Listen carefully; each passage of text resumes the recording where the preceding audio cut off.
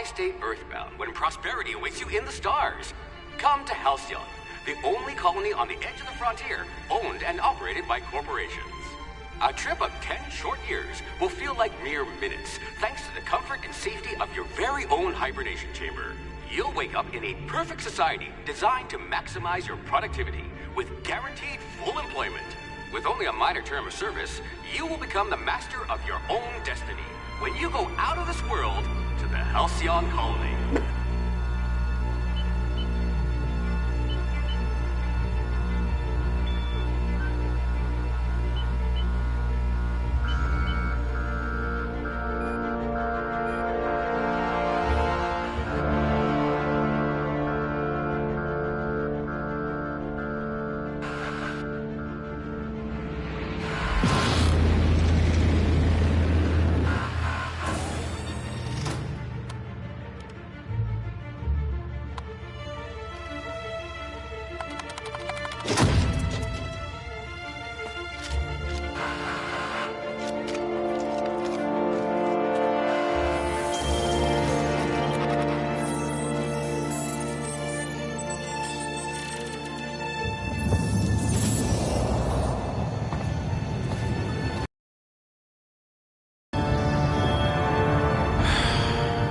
Hundreds of thousands of colonists left adrift out here forever, just to keep from damaging the board's bottom line.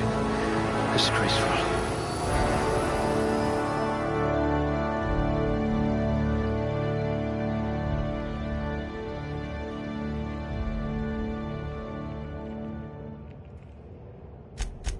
Yes, you look like you can take a beating.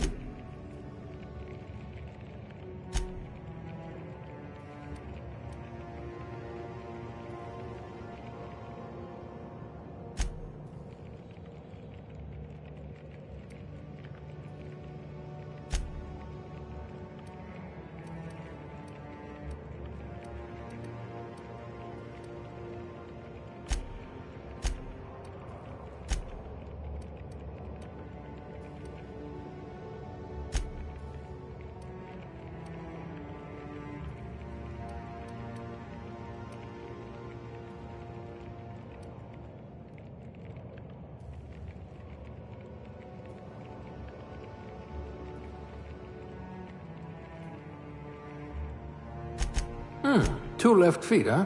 No matter, board outlawed dancing years ago.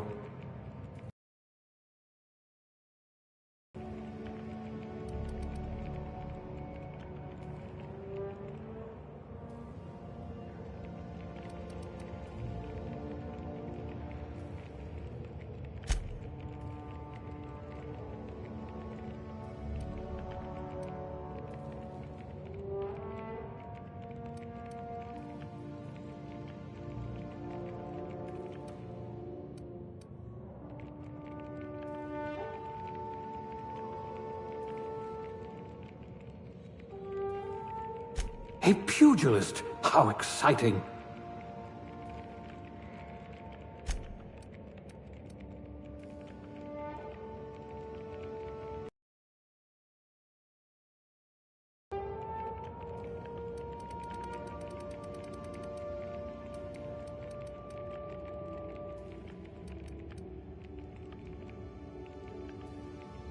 I hear Monarch's in need of more game hunters.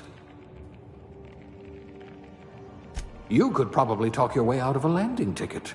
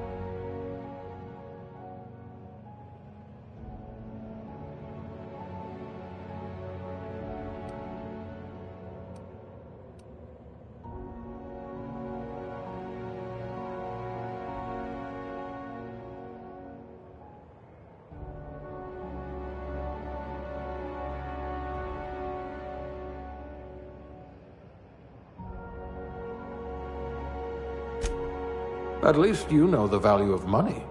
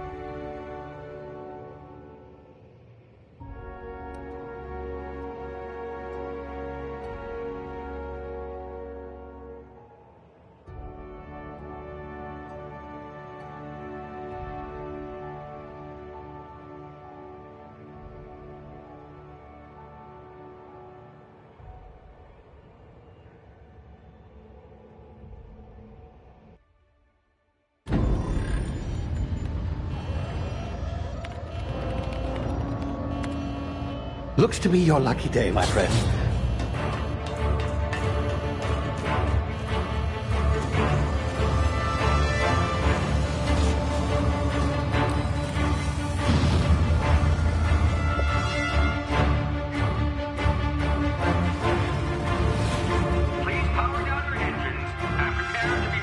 unlikely bootlickers. Initiate skip jump.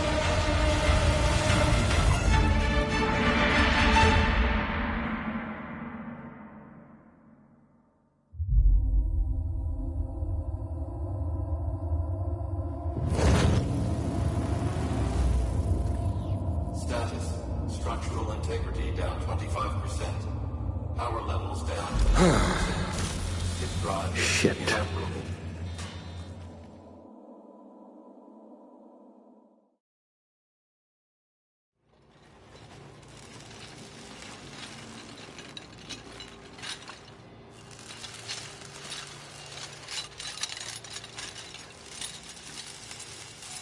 Ah, there you are.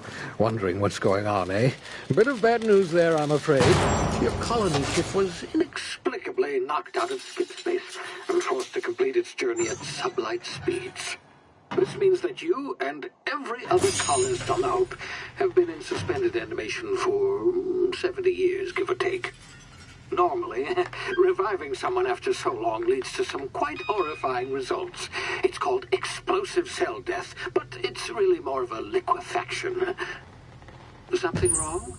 Oh, yes, well, not to worry. I've pumped your body full of a special concoction I devised to keep you from dying so horrifically. Hopefully at all, but I guess we'll see, yes? Unfortunately, I used the last of my chemical supplies saving you.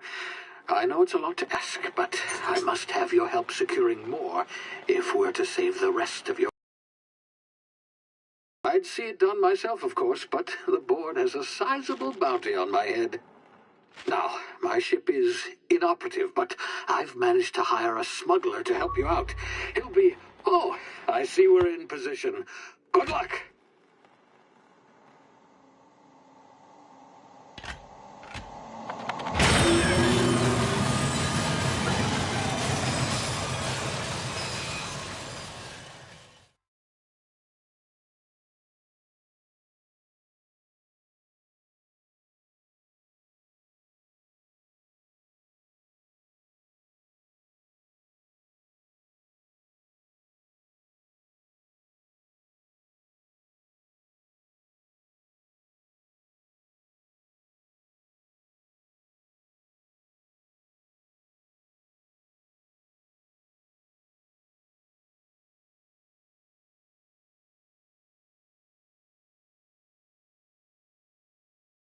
Can you hear me? Is this thing working?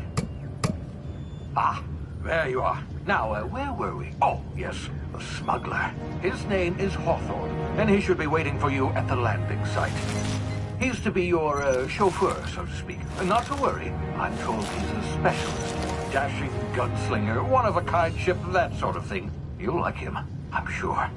I've also outfitted you with a simple wireless monitor, so I can track your progress. I'll check in with you as soon as you land. Good luck.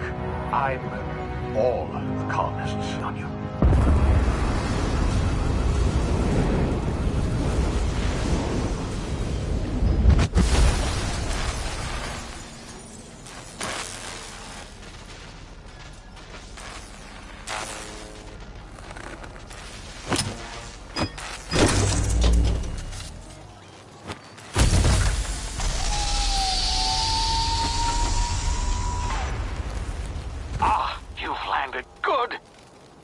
Hawthorne should be close by.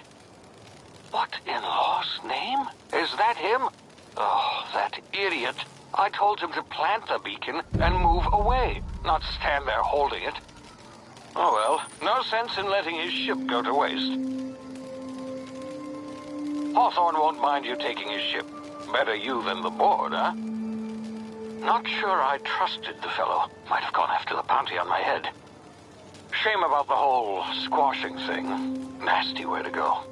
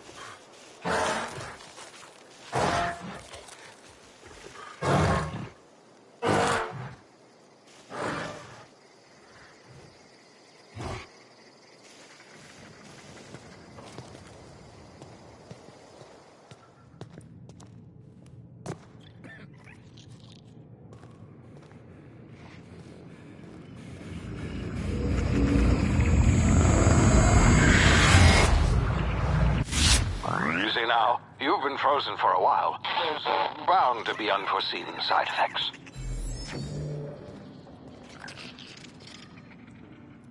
Ah!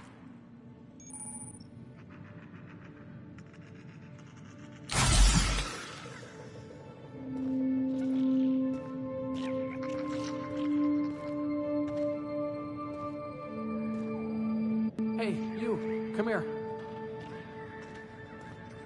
You've tried the best now. Now try the rest. Spacer's choice. Oh, law, that stings.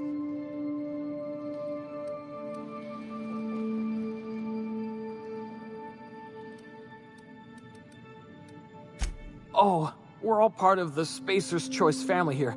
Not that I deserve to be. Can't even deliver a company slogan. We were out on patrol. I saw a marauder camp up in the hills. Thought I could take them. Then my gun misfired. Right through my side. I mean, what are the odds of that, right? Just barely scraped by with my life. Crawled in here and blocked off the exit with those canisters.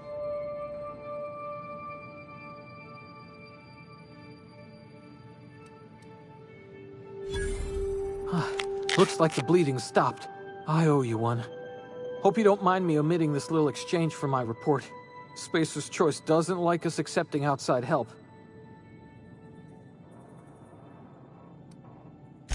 Investigating an illegally grounded ship.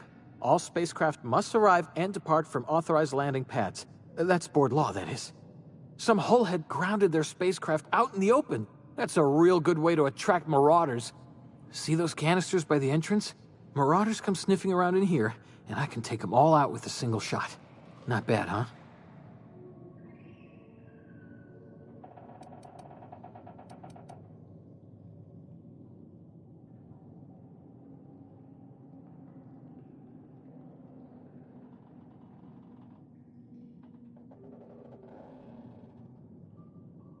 Yeah, okay.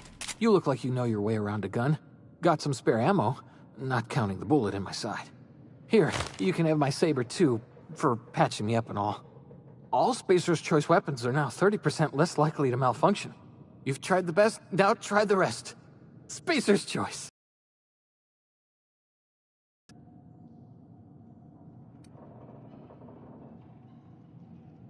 The Hope? Is that some sort of fancy new drug? Are you with Auntie Cleo or something? Don't take this the wrong way or nothing, but I'm not allowed to fraternize with Cleo workers. Company policy. You hit your head or something? You're in Emerald Vale. We're a Spacer's Choice community. Edgewater's a little ways down. Prettiest place in the Vale. Be sure to stop by a provisioner's for a can of our famous salt tuna.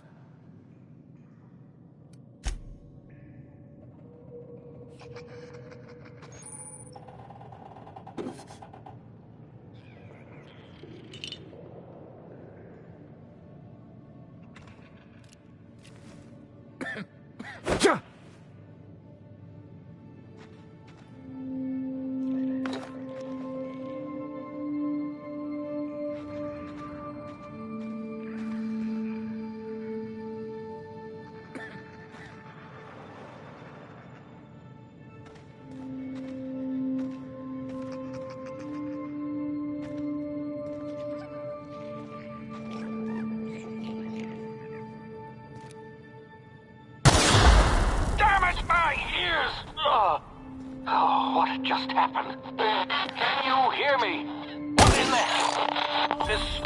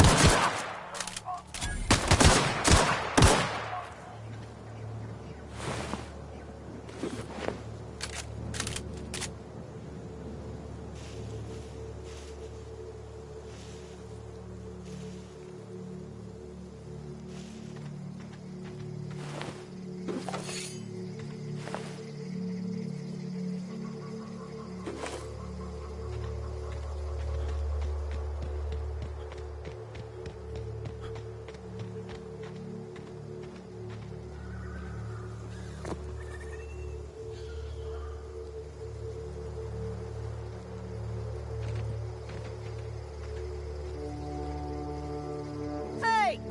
Get over here before you get yourself killed! Don't know where you came from, stranger, but you best keep your head down. There's marauders hereabouts, and worse, landing violators. Gall on that rung leech. Landing in the Vale without using an official Spacer's Choice landing pad. I'd slap him with a fine if it weren't for all these marauders shambling about.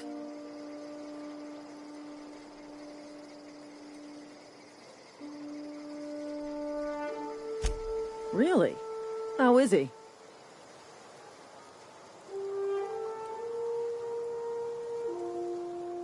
Of course I am. I'm a superior officer. Stands to reason, don't it? Just you watch. I'll cross these marauders off with a swift, cost-efficient fury that's made Spacer's Choice the most trusted brand in personal defense. I just, you know, need a couple of winks to catch my breath. Stretch my legs some.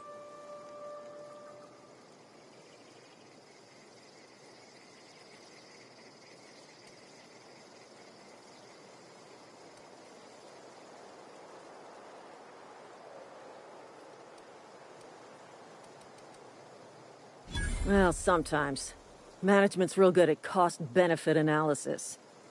But, seeing as I'm the acting manager in this situation, you know what? You're right. It's time we cross those marauders off, find whoever owns that ship, and file a full report. Then it's gonna be fucking laminated. Here we go.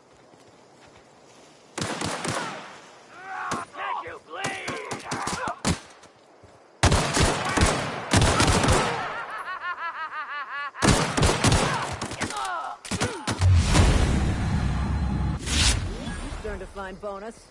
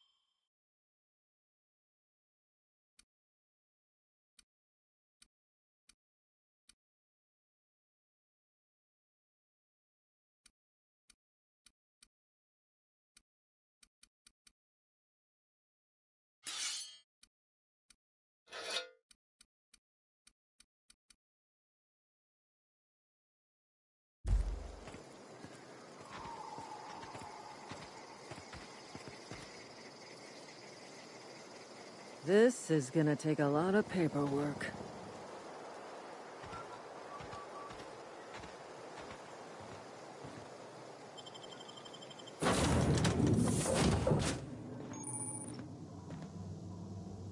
Please be informed that this vessel contains no valuable plunder.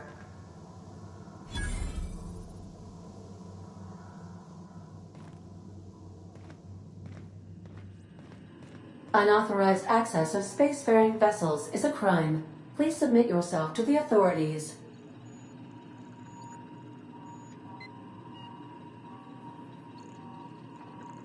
Back away from the navigation console, intruder. Hello, Marauder. I am Ada, the autonomous digital astrogator of this vessel. Please be informed that I am authorized to use violent retribution against unwanted solicitors. Please return any misappropriated equipment and exit this vessel in an orderly fashion. Failure to do so will result in your immediate destruction.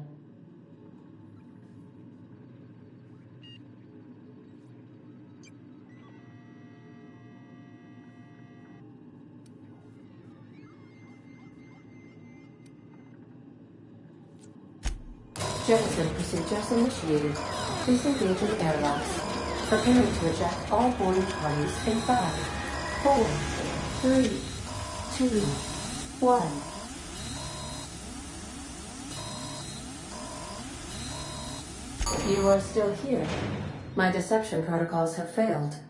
I have been programmed to express disappointment.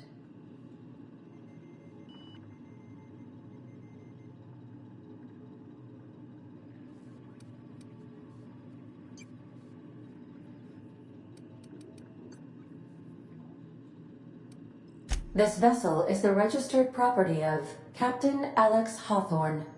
I am incapable of accepting orders from anyone other than Captain Alex Hawthorne.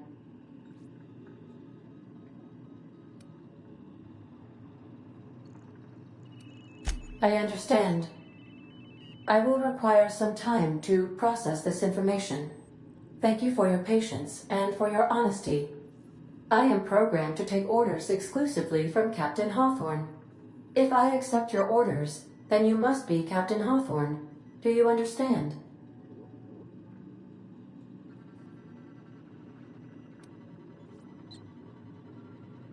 I understand. You are speaking metaphorically. You wandered outside this ship and experienced a permanent, life-changing encounter. The old you is dead. Welcome back, Captain Hawthorne. I extend felicitations and congratulations on your life-changing experience. I understand. You are going undercover with an alias. I will update my discretion protocol accordingly. Unfortunately, our engine is currently inoperable. Our main drive suffered a critical power failure, and we were forced to make an emergency landing. The main drive's power regulator has been irreparably damaged and must be replaced.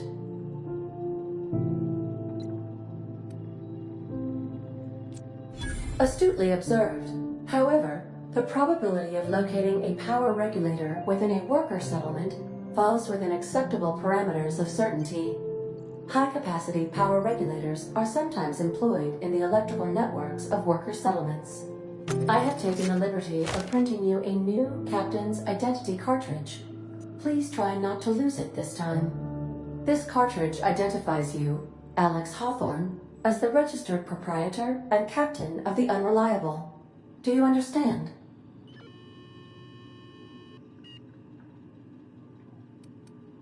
It is difficult for me to do so. I am programmed to accept commands from Captain Alex Hawthorne, after all.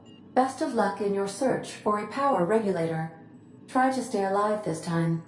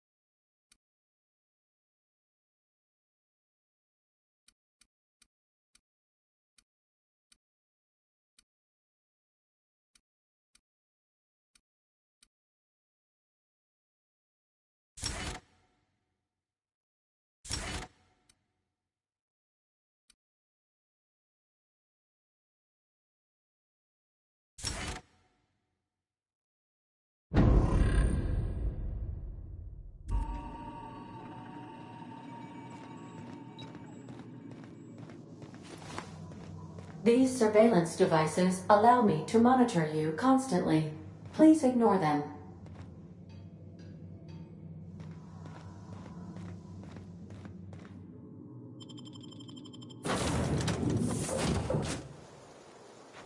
Say, this wouldn't happen to be your ship, would it? Because you sure walked in it like it was your ship. And if this ship is yours, well, mister, you owe Spacer's Choice a hefty fine. Afraid we gotta dock your pay.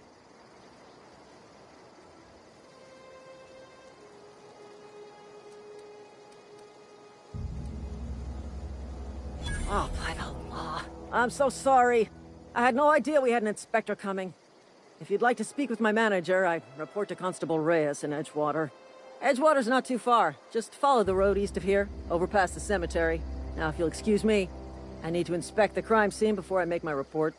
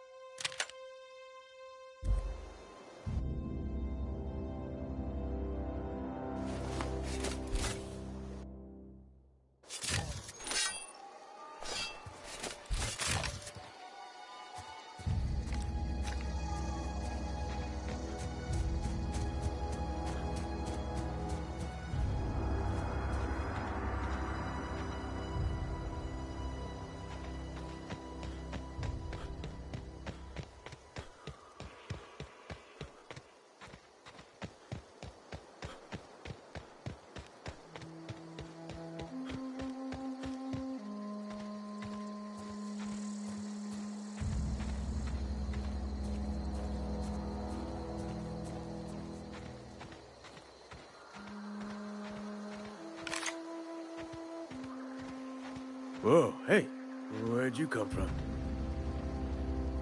Don't go ambling out in those hills. That's marauder territory, friend.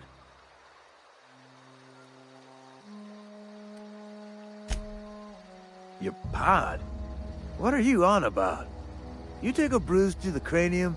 Ain't safe out here. You'd best head into town. Avail yourself of Edgewater's high walls. And low prices.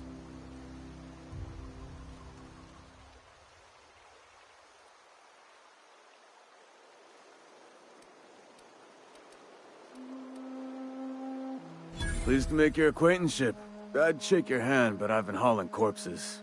You don't want none of that on you. Name's Silas. Junior in humor for the town of Edgewater.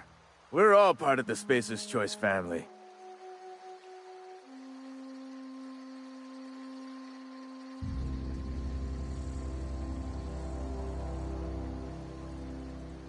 Definitely not the junior in humor, that's for sure.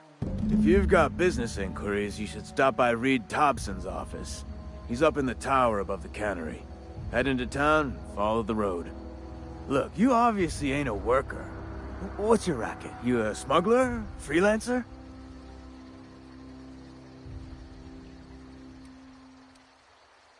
Edgewater is a company town, board-owned and operated.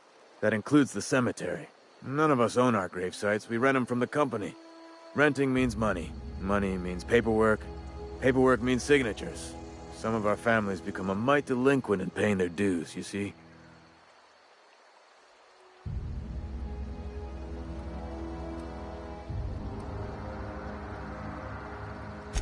Four workers still haven't paid up. Phyllis, Conrad, Ludwig, and Martin Abernathy. He's a special case. You may want to twist his arm a little. Conrad's got a barbershop in town. Phyllis works at the cannery most hours. Abernathy... I ain't seen him in a few days. His domicile is near the cannery. You'll find him in town. All except Ludwig, that is. He's over by the landing pad.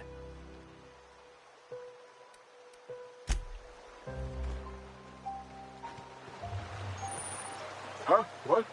I wasn't dozing off.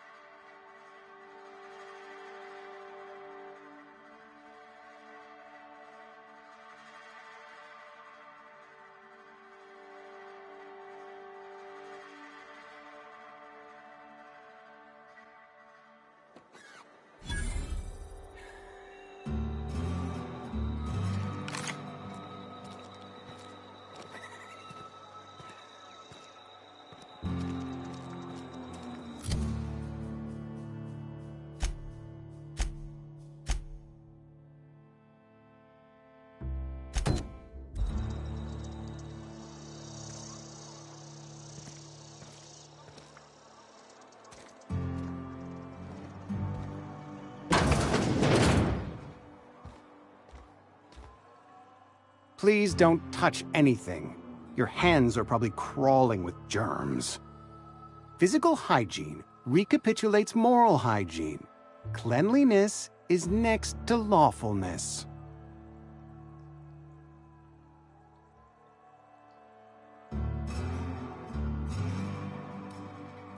We don't believe in free anything here in Edgewater. We're a Spacer's Choice company.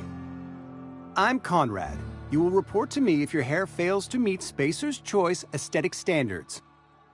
You will also report to me in the event of your death. whereupon I will clean and prepare your remains for interment.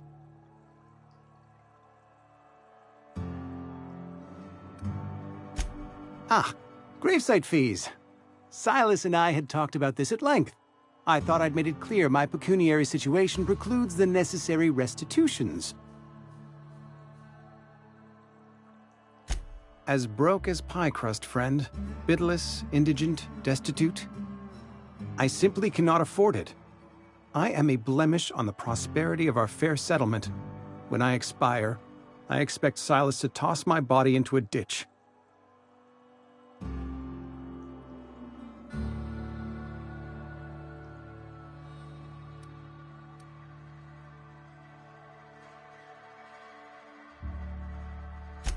Thank you, no. I despise the cereals.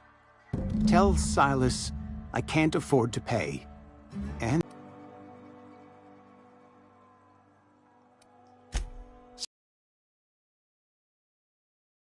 by the grace of the law, and through my own hard work, I'd proven worthy of treatment. Frankly, I don't imagine I'll earn that right a second time. The barber work hasn't been profitable, you see. I've had to keep this old place running with my own savings. Not a bad idea. But I'd need some kind of collateral. My pair of lucky clippers! No, that won't do. Your idea intrigues me, but I'm afraid I don't have anything to give Silas.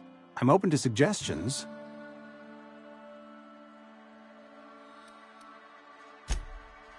Much obliged.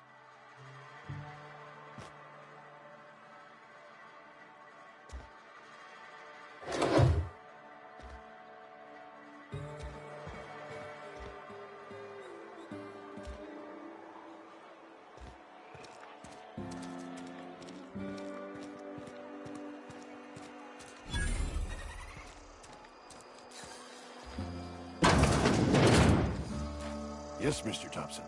I'm fine, Mr. Thompson. Never been healthier.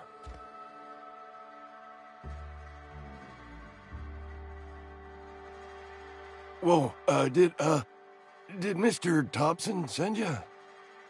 Well, you tell Mr. Thompson I'll be right at my post. Tomorrow. Bright and early tomorrow. Because I'm definitely not plagued. As spry as a spring chicken. That's old Abernathy.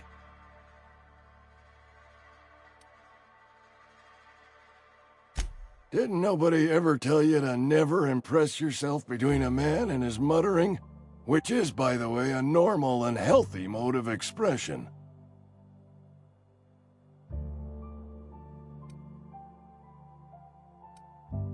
You don't know that. I could have been saying anything. Maybe I said vague. You know how words sound a mite strange when you're sick. Wait, no. Oh, damn it. Okay, listen. Maybe I am feeling a little under the weather, but I swear I'm on the mend. Please, don't tell the constable.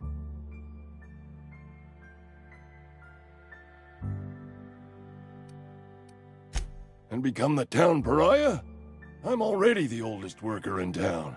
I don't need to give him another reason to avoid me. Hey, you're hale and healthy and possibly for hire, ain't you? Do a good turn for an expiring old man? Couple hours out of your day and some light second-story work, that's all. There's a cache of anthracillin tucked away in the old community center. Powerful stuff. Stronger than what we got, anyway. I need you to break in, nab that medicine, and bring it back to me. You oblige me with your haste. I think I feel the plague spreading. Oh, law, it's in my spleen now. I can feel it.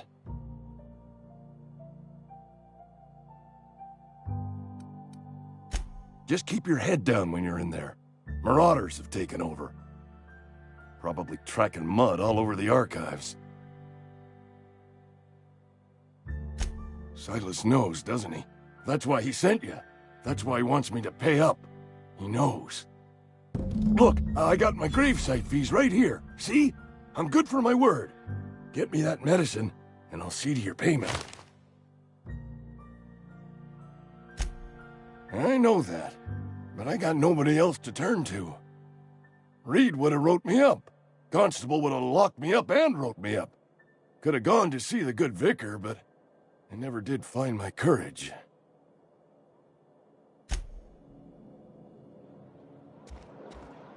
You're making a mistake working for Abernathy. Excuse me. I'm Esther Blaine, Spacer's Choice Actuary. I overheard your talk with Abernathy. I hope you're not thinking about getting him that medicine.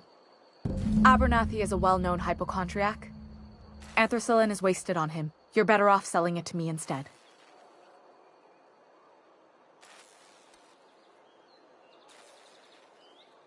All I'm saying is Abernathy's worked in this town longer than some of us been alive.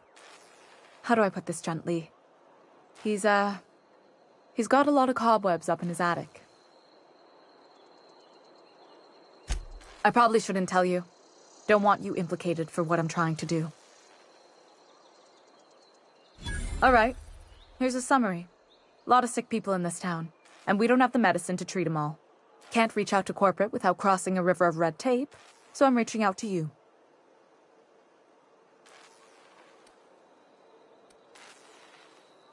I'm paid better than Abernathy. Whatever he's giving you, I will do you one better. That's all I can ask of you.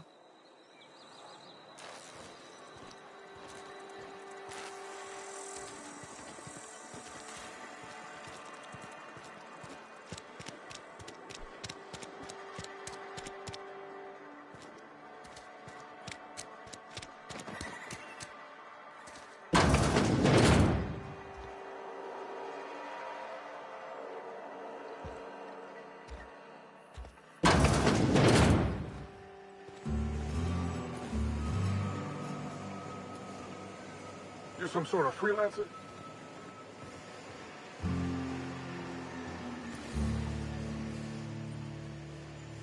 You the new worker? Whatever. Make it quick, Tenderfoot. I'm busy.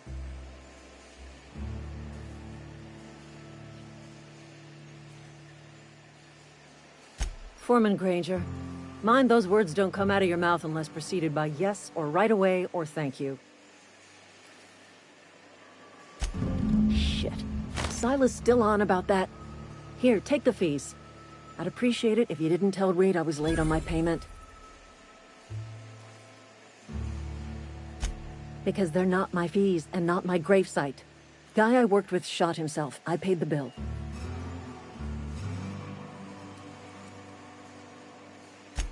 I could do without the sarcasm.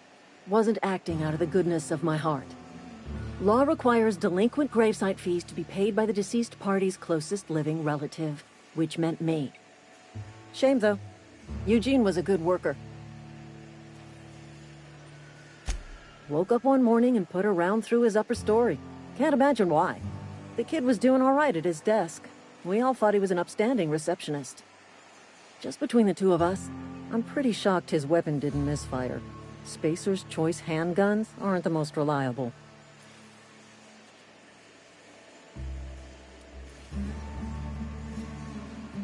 Eugene wasn't family.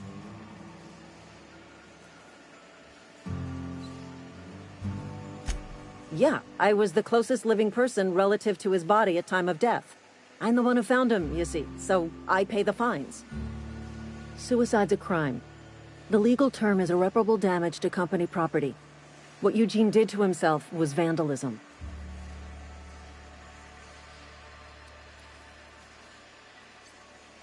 When one of your workers commits a crime, the entire town pays for it. In other words, Edgewater would have been penalized pretty hard. Whatever Eugene was worth as an asset, we would have had to pay out of pocket to Spacer's Choice.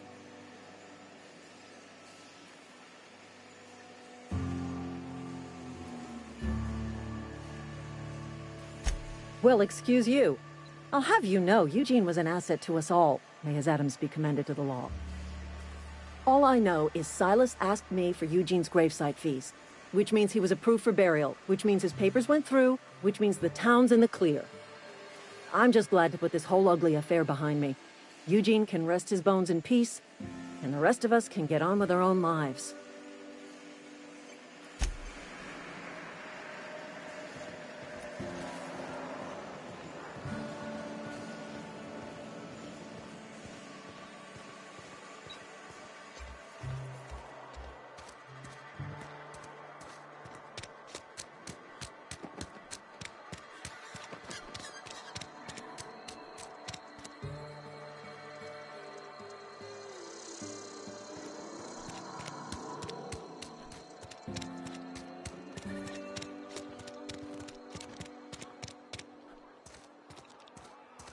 Been eating nothing but salt tuna for a year.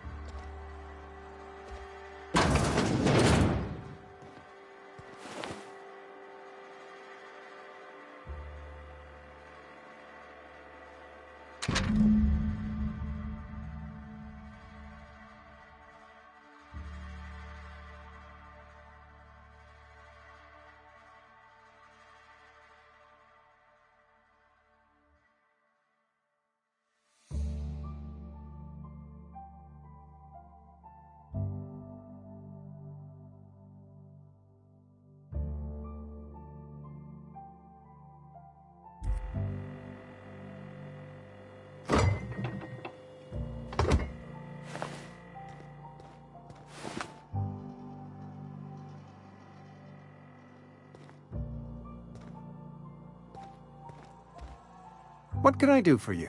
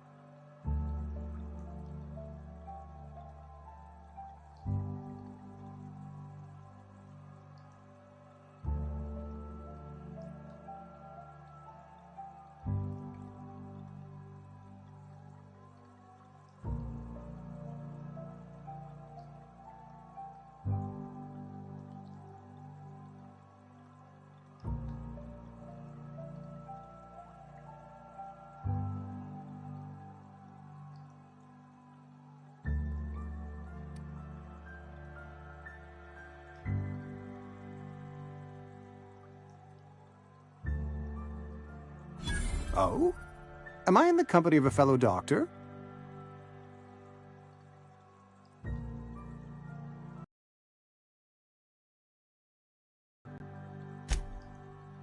I am a Spacer's Choice certified surgeon, and if you must know, I can stitch a severed thumb with a 58% chance of avoiding gangrene.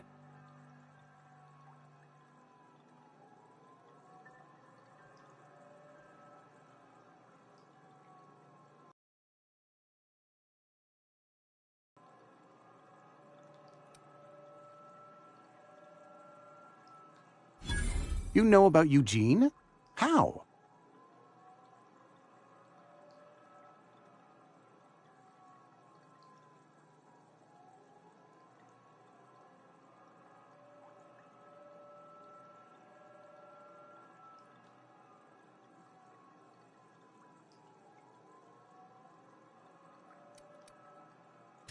Then, you know Phyllis suggested selling off Eugene's gold teeth. I didn't approve of the idea then, and I don't approve of it now.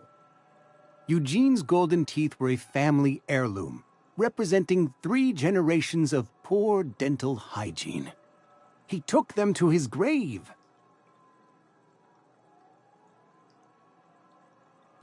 That's unthinkable. Eugene's body and all rare earth minerals contained therein are solely the property of Spacer's Choice. I can't ask Silas to dig up a man's body and pry a few teeth loose from his jaw just to pay my bills. Can I? Yes, I suppose I must. Here you are. Gravesite papers affixed with my signature and an IOU. Eugene was not a suicide. He put a bullet in his brain, yes, but that's largely a technicality. I was the one who prepared Eugene's body for interment. I discovered symptoms of the plague on his corpse, and I discovered medicine in his pocket. Lots of medicine. Eugene overdosed on adrenatime, which is known to cause him to take his own life.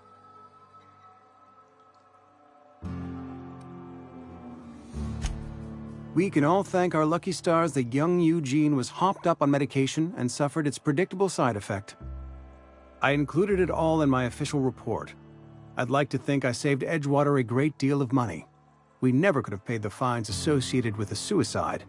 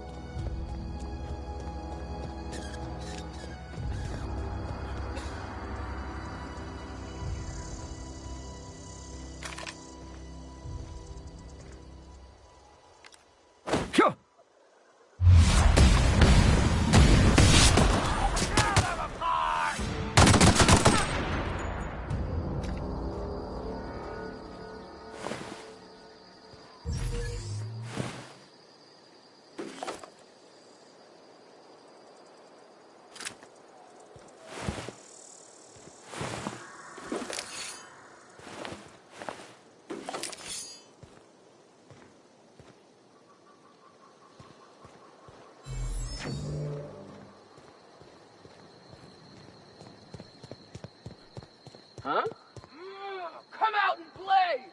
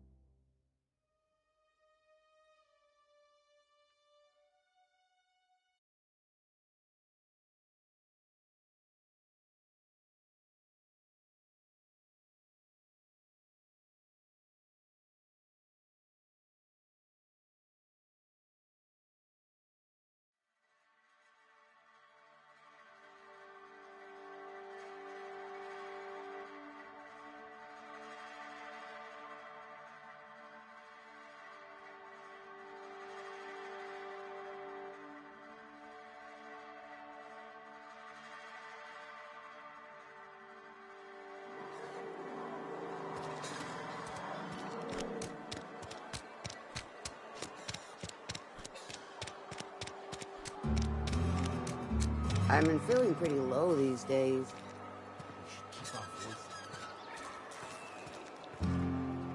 I've got some time. Thanks. I'll see to it that this medicine gets to the people who need it. Here, something for your trouble. Nothing personal, but I hope we never do business together again. Don't want to make a habit of consorting with smuggler types.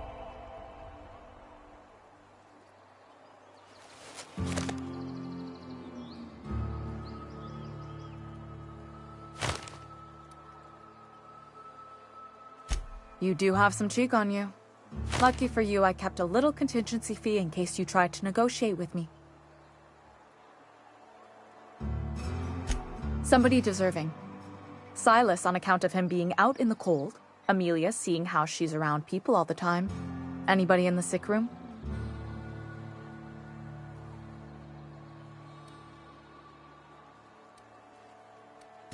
Oh, I'm an actuary. That means I keep tabs on a worker's living expenses. How much it costs to feed, clothe, shelter, bury, and replace your average human worker. Technically, I'm employed by the Spacer's Choice Department of Human Resources.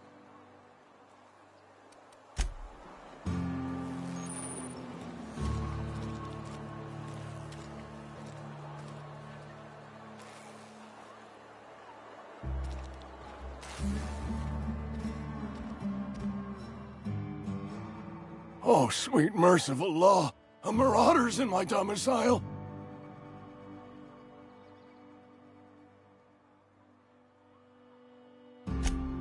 Oh, wait, it's just you. Yours killed me with fright. At least I know I ain't hallucinating. You need something? You what? But why? I was dependent on you. Does it feel good?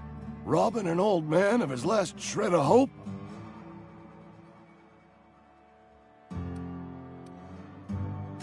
Betray a man in his final hours? Of course, I understand. Hell, I'd probably do the same to you, given the chance. So, you just here to watch me die, or what?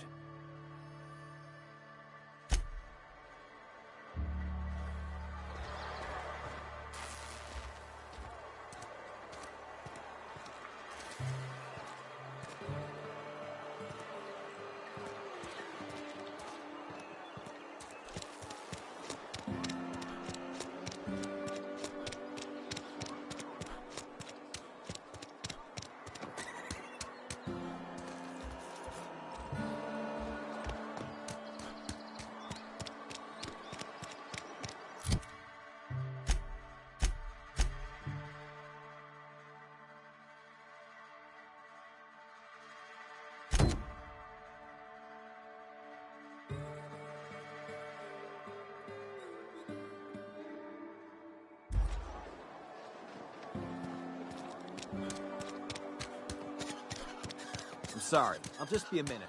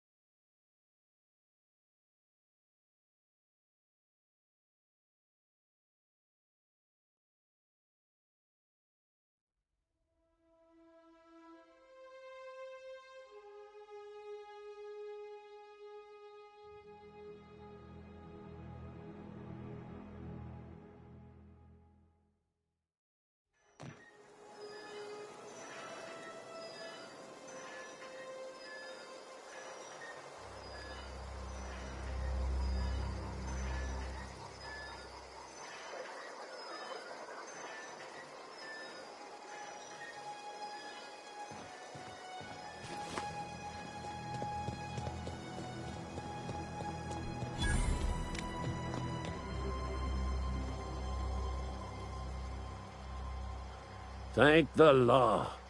I've been requisitioning backup for months. Guess the boss finally came to his senses. You ever swung a truncheon? Let me see your rifling stance. I want to make sure you're up to snuff.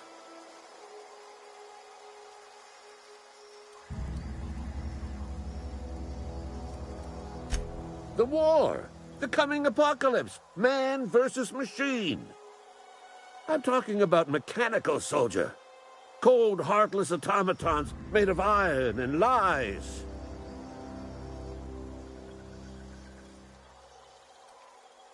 That's right. That's what I've been saying. We gotta square our shoulders and stand ever vigilant. Auto-mechanicals. Creatures forged in the fires of malevolence.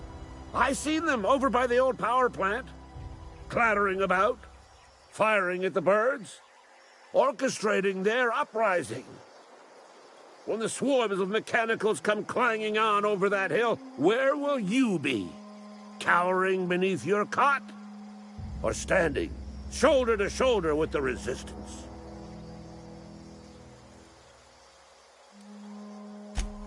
I've been gathering up a war chest over the years. Saw tuna cans, mostly, some Spacer's chaw, few bit carts. I'll reward you for your aid. Enlistment fees. Yeah, I suppose. Wouldn't want to give the Resistance a bad name. They have sent a scout, prowling around the junkyard just behind our beloved town. This scout must not be permitted to return to its base of operations.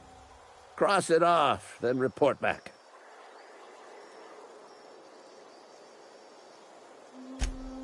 Mechanicals got a weak spot in their midsections. I think the technical term is, the square thing. I told Silas I'd pay my dues if he agreed to join the Resistance. Guess this means he's finally heard the calling.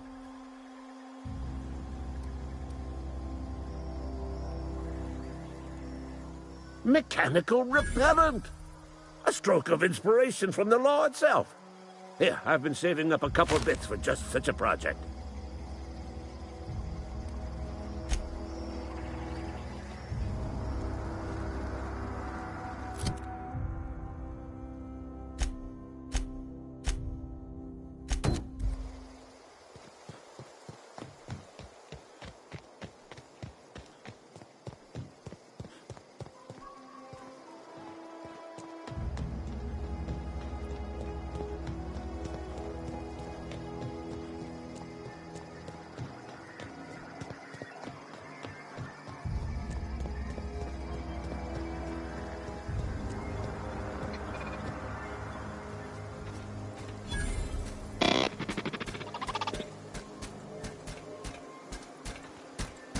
Searching for repair bay. Error. Navigation systems failed. Unable to comply.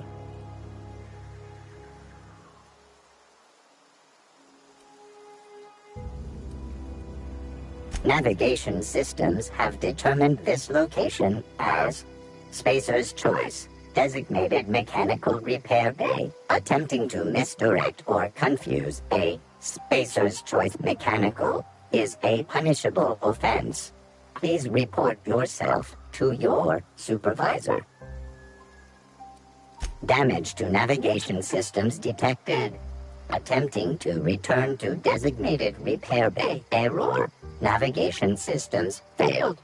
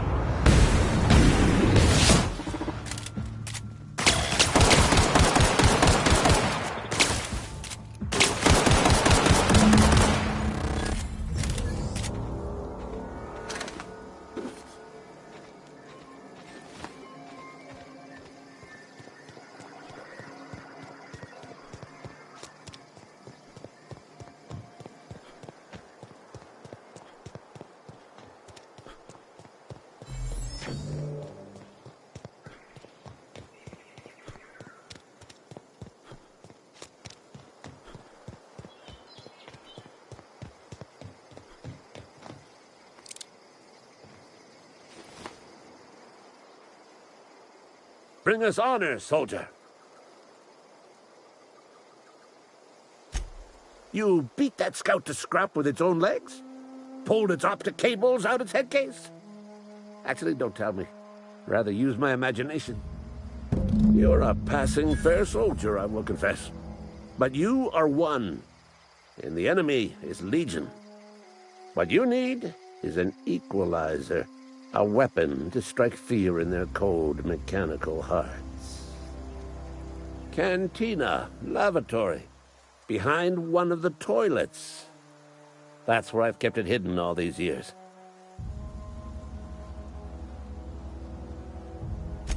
Sharp, ain't it? The lavatory is the very last place a mechanical has need to enter. On the double, soldier. Don't want the bartender poking around in there with a mop.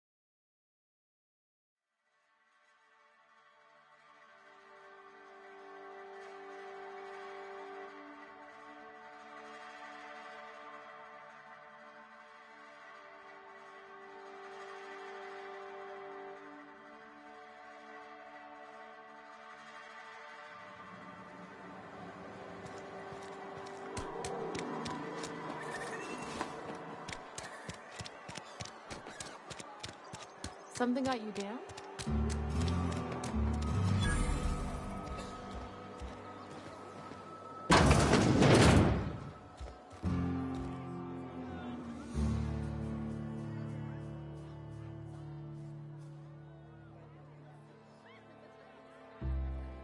I don't know you.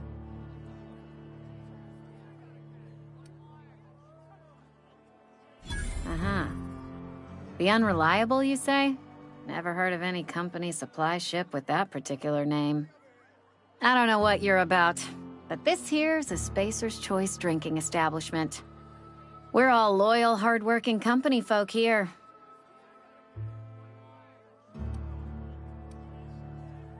You really think so? That's kind of you. I've been trying to keep the floors clean. You got no idea how long it takes to scrub the tiles. Guess I misreckoned you. Sorry about that. I didn't mean to be curt. We just got some problems lately. I can get you a drink if you'd like. Gotta ask you to enjoy your beverage within the premises, though. Can't risk you bringing a drink over to those deserters. You understand.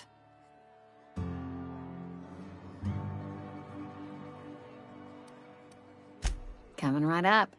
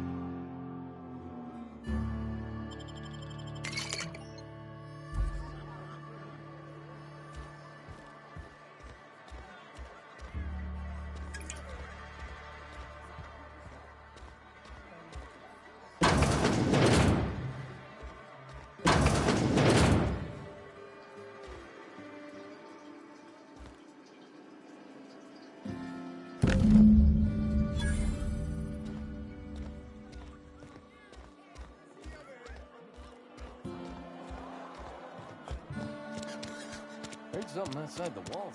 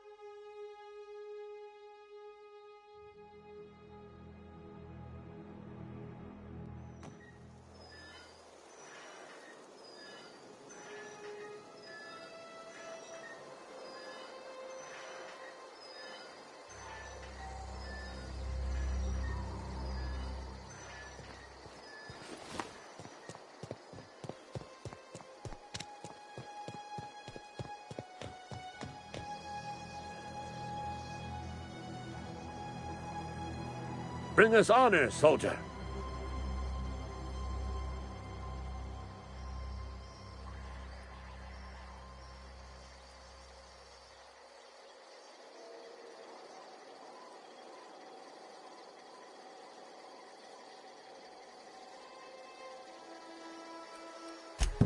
Feast your eyes, soldier. This here's a genuine Spacer's Choice injury customizing unit, designed to deliver a lethal blast of electrical discharge. I call it the Hand of the Law. You ever want to see a mechanical flailing around like a grounded fish? You stick a couple thousand volts in its guts. With compliments from old Ludwig.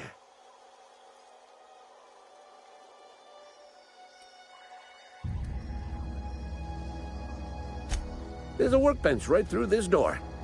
Attach that unit to your favorite weapon and go forth into glorious battle. Time's come for you to journey down into the black heart of the enemy's camp. I'm talking about the old geothermal plant.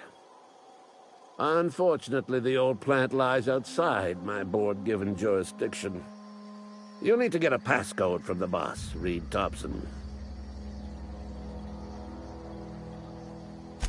I need you to get us the brain of a mechanical. Well, not exactly a brain. Anatomically speaking, what we're looking for is a logic module. There's the rub. If a mechanical breaks down, the logic module fries, so you can't rip one out of its corpse. You're going to have to find an intact model somehow.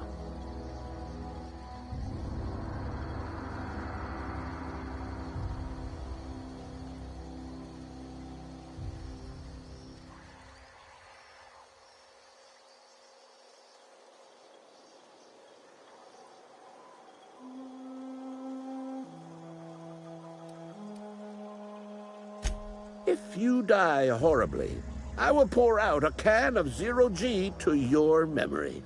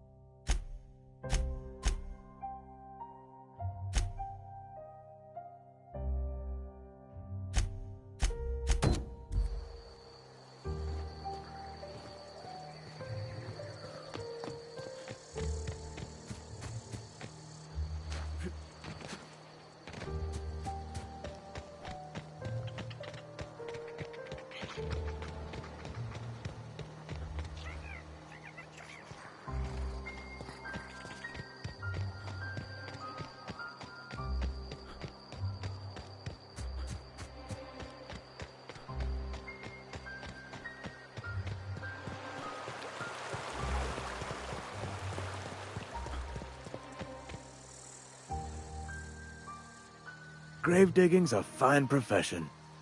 Always work to be had, and nary a word of complaint out of your clients.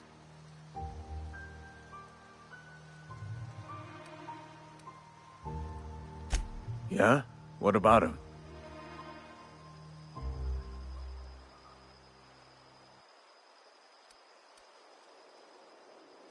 Well, yeah. It's what I'm contractually obligated to do. What's this about? Yeah. Funny thing, Eugene's body ain't where it's supposed to be. The night we was supposed to commend his body to the earth, I had his grave all dug up and ready, right? And so I thought, I'll just rest my eyes a bit. When I woke up, his body was gone. Spirited away. Vanished. The footprints nearby suggested that Eugene was stolen by marauders. Or he rose from the dead.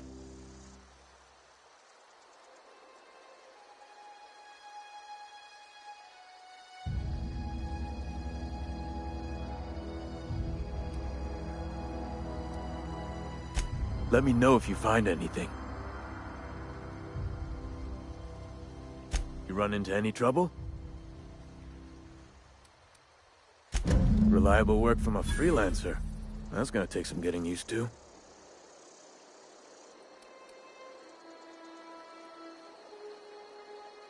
And I'll buy you a drink sometime.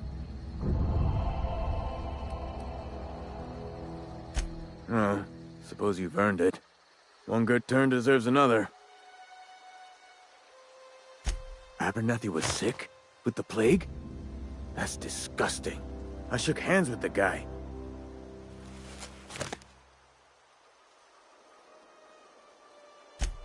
What? No. If I knew he was sick, I would have had him reported. I needed his fees because of his name. A, for Abernathy. He was at the top of my list, you see? Yeah?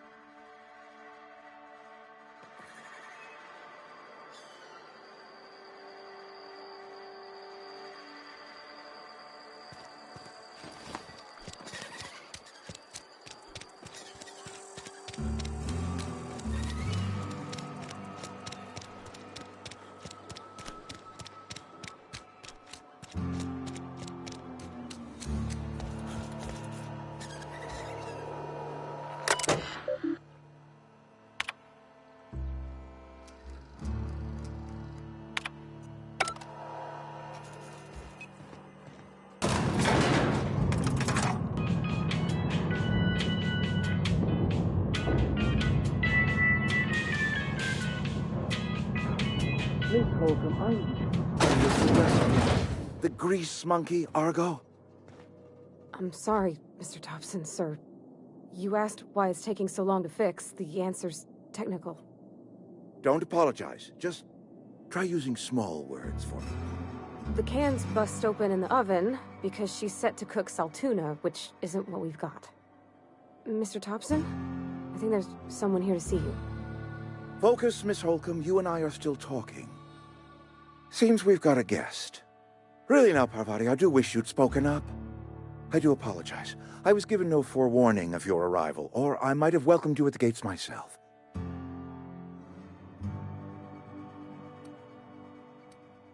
You were saying, Miss Holcomb.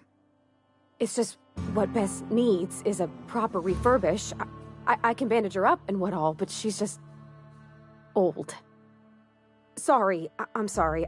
I'll do better. And I do wish you'd stop referring to our cannery as Bess. Personification of company property is strictly contrary to the Spacer's Choice Code of Conduct. My apologies. I am not in the habit of allowing my guests to witness such a row. Now, what can I do for you? I'm Reed Thompson, Outpost Administrator. I must say, wearing a Marauder's outfit is in very poor taste. I do wish you'd show your uniform a little more respect.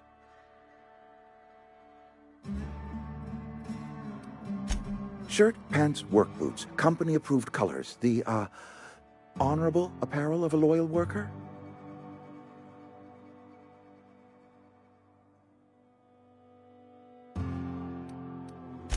Of course not. I don't have that kind of luck. Seems I allowed my excitement to run away with my wits. Been a few seasons since we've had a visitor pass through. Only regulator we got is hooked up to the town transformer. Mr. Thompson ain't liable to be keen on dismantling it. I beg your pardon. I am most emphatically not keen on any such thing. I can't let you have our power regulator. But I happen to know of another one, and I happen to know exactly how you may retrieve it without frying yourself in the process. Regulator in the old botanical lab. It's mostly abandoned, so all that power is being squandered. Go down to the geothermal plant. Reroute power from the botanical district regulator, and be along on your way. I was not entirely sure how to tell you this. The botanical labs are not legally inhabited, but there are people who live there.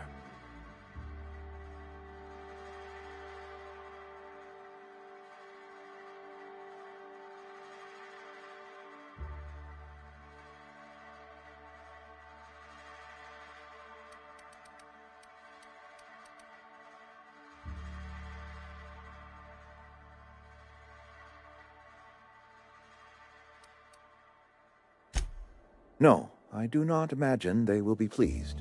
But like a parent disciplining an unruly child, you will be doing them a kindness. The people living in the botanical labs, they're deserters, former workers. I need them back at their posts. I need them to come home.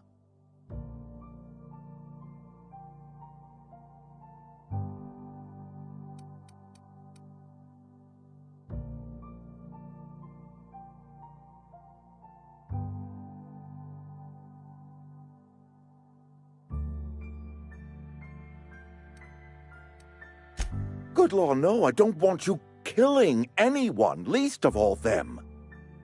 My hope is that by cutting off their power, you will convince those deserters to come back to town. Before you go to the plant, I want you to stop by the botanical lab.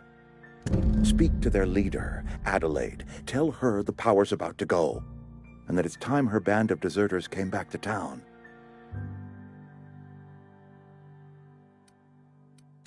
My dad told me all about the plant. Taught me all he knew. I could come in useful. I mean, if that's all right with you, Mr. Thompson. Sir. I hesitate to part ways with Miss Holcomb, but I cannot deny that she is talented, and may prove useful to you. You will need an administrative passcode in order to enter the plant. I am trusting you with mine, and trusting Miss Holcomb to guide you if you'd like.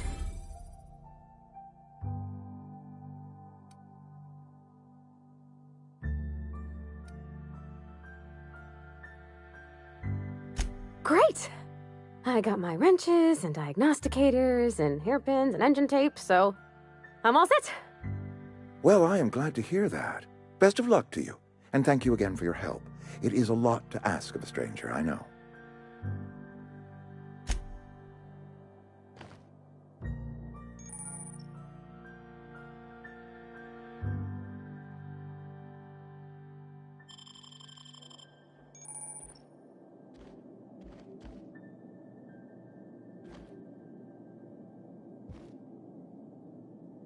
If you could see your way to getting us our power back, I'd appreciate it.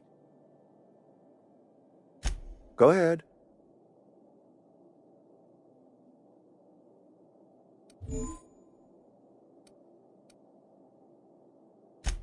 Can we not?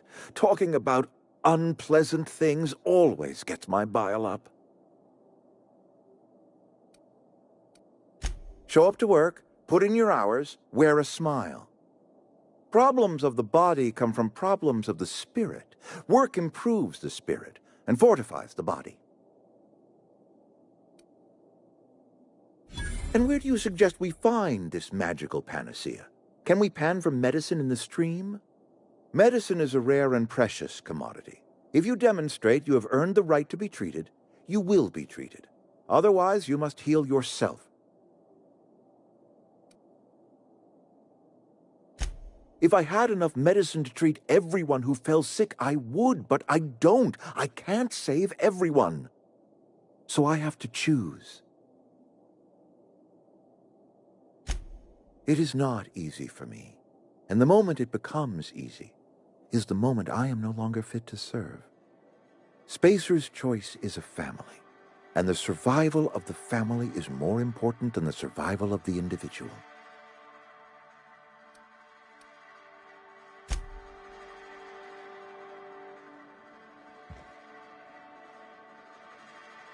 We better clear out of Mr. Thompson's office before we talk.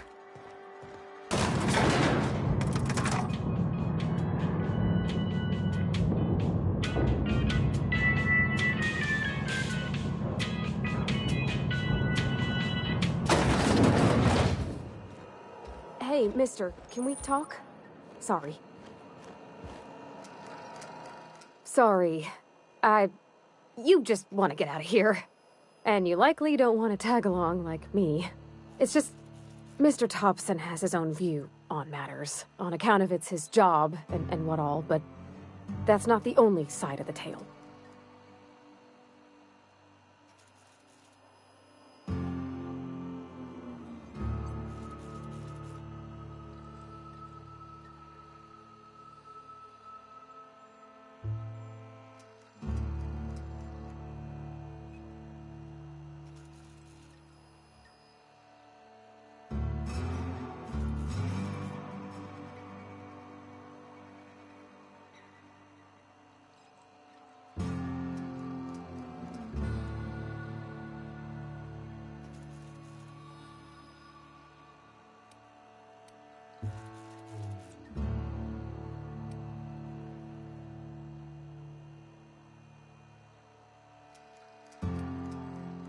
To Mr. Thompson, a person's a gear.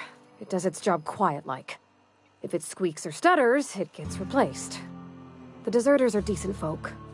I knew some of them before they left.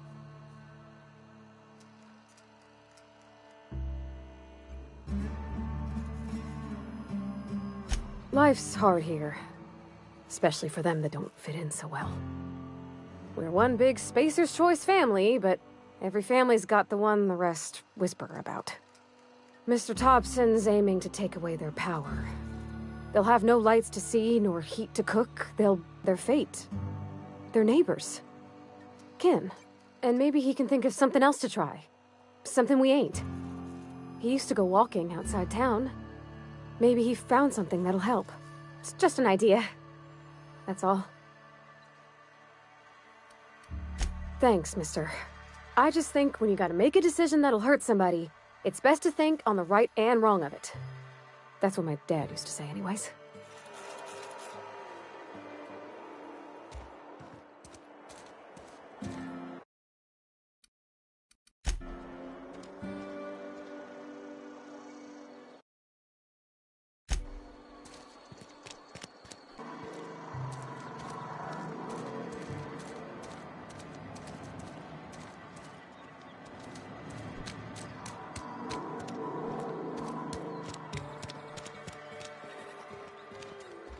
I've always felt weird in here. It's too clean.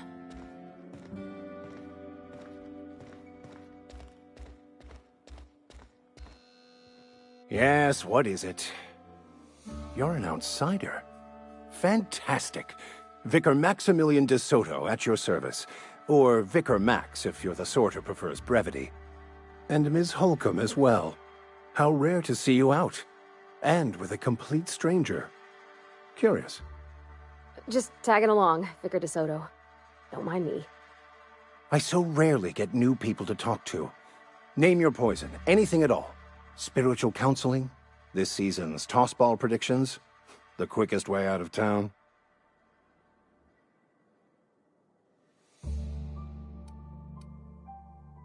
But what? I thought you would talk to him. You wanted to speak to me, Ms. Holcomb? Every time I've tried to engage you in conversation, you look at the floor, answer in single words, and slink away. I can't imagine what would be so grave as to drive her to my mission. What has Mr. Thompson asked you to do?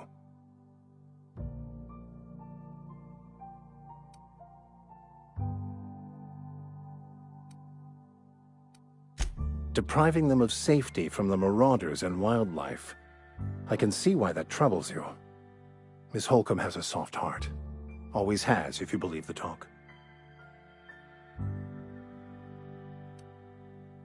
They rejected the order of society and live beyond the walls so thoughtfully provided by our Spacer's Choice patrons. Does that strike you as a responsible life choice?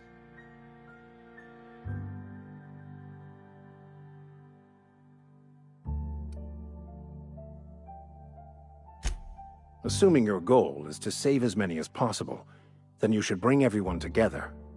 Send the power to Edgewater and convince the deserters to return to the fold.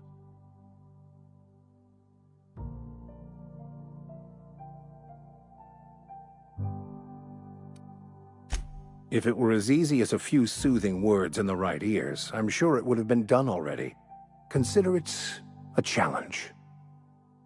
If you don't mind a bit of unsolicited advice, be cautious on your way to the geothermal plant. It is not as safe as you might assume.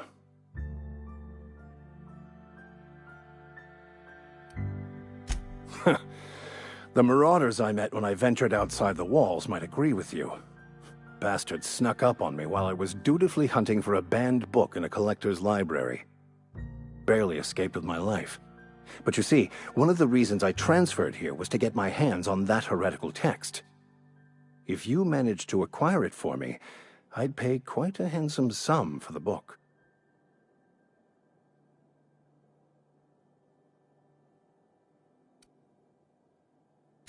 I just want to keep the writing out of layman's hands. It wouldn't do for such information to fall into public consumption.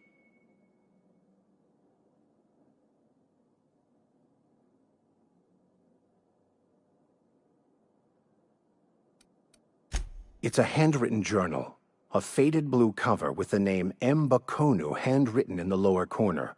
I'll mark where I saw it on your map. Assuming you're serious? It is not only a beautiful relic of a bygone time, it's also the thoughts of an early thinker on the nature of man's place in the cosmos. Not many in this colony could understand its true value, should they ever read it. Thank you. If you retrieve it, you can always find me here.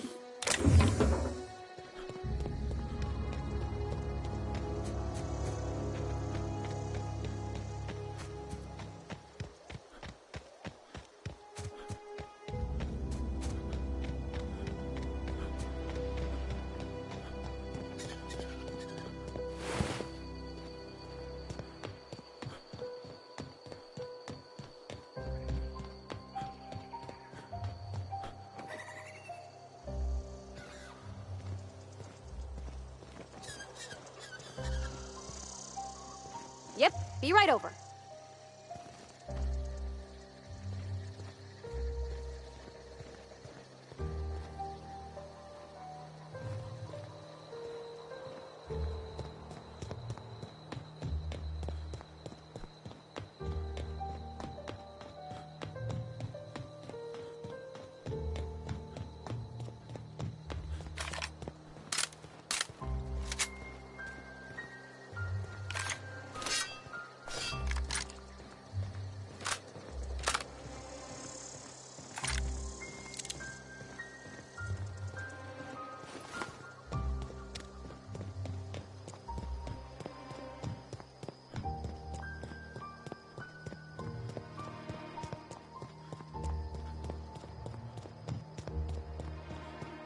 Move along, stranger. We don't want any trouble.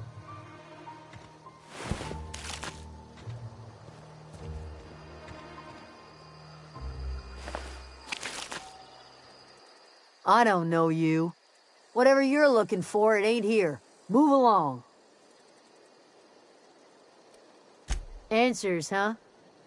You must be one of those philosophicals. Already got ourselves one of those.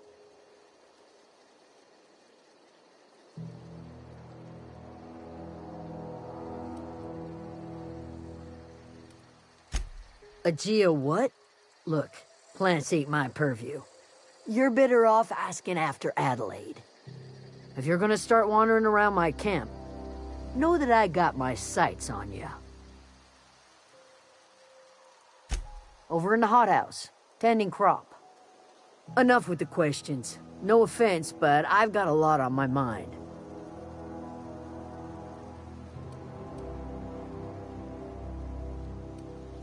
Well, look at you, buzzing around the Aether with your very own ship. Rest of us gotta make do with the ground at our feet. No, I'm sorry. That was unworthy of me. Lady named Zoe went missing some nights ago. Just up and vanished without a trace. Now I'm pacing around wondering if marauders got to her.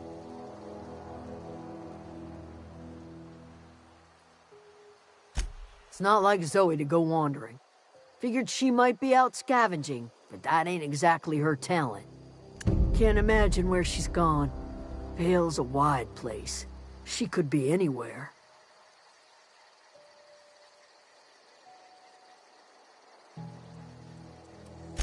Appreciate it.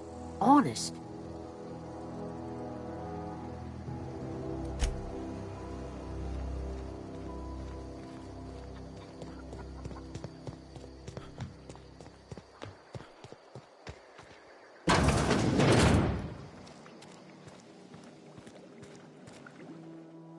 If you're hungry, there's meat turning on the spit outside. If you're bearing illness, find a place to lay your head down and I'll fetch you a poultice. Whatever your troubles with Edgewater, leave them at the gates and be welcomed here. Any questions, dear?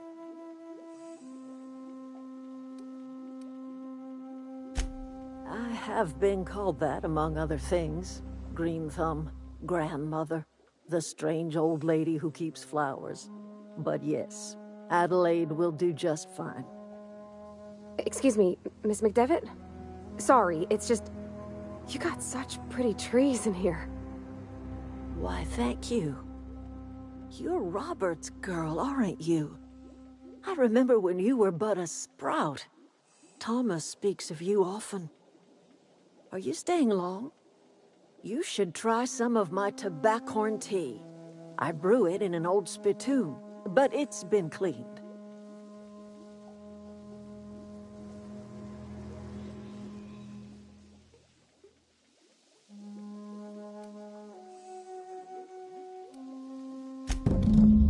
Hobson, you here on behalf of that cold-eyed reptile? Let's hear it. What's Reed's idea of peace, then?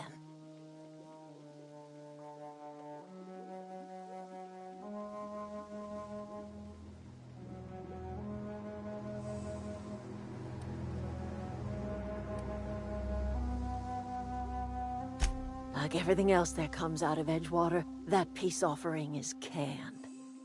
I and my own are living just fine out here by ourselves.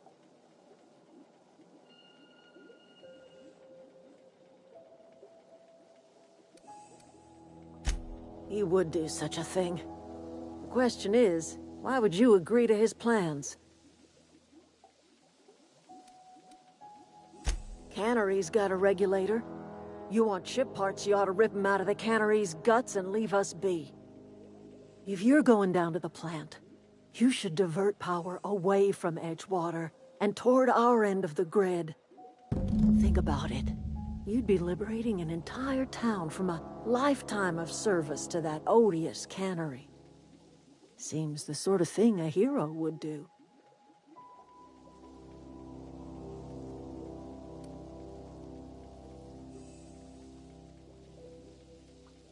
You've seen that miserable excuse for a town with your own lamps. Hollowed out workers laboring their lives away at the cannery, living off whatever scraps Spacer's Choice throws them. You know that's true, don't you, Ms. Holcomb? Your father died of overwork. His heart gave out. He was tired all the time, sure, but he was old, ma'am, and he raised me all by his lonesome. Look what they did to this child. Lost her family to the company, and still she defends them.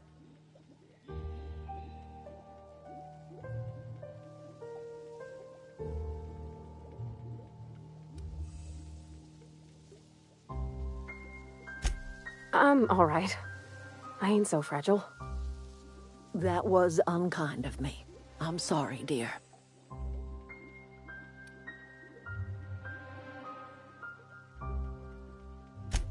It's not much of a living. Every single person in that town has sold themselves to Spacer's Choice. The company owns them. Body, blood, and bones. You've been there. You've seen it. All anyone ever does is toil over a cannery. They give their lives for some heartless corporation, and then they're tossed into a Spacer's Choice brand cemetery. So, what do you say? Divert power over to us. Shut down that abominable cannery for good. I trust you will listen to your conscience.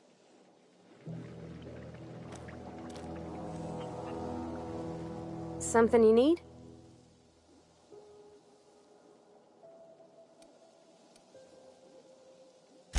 That's on account of how I never met her.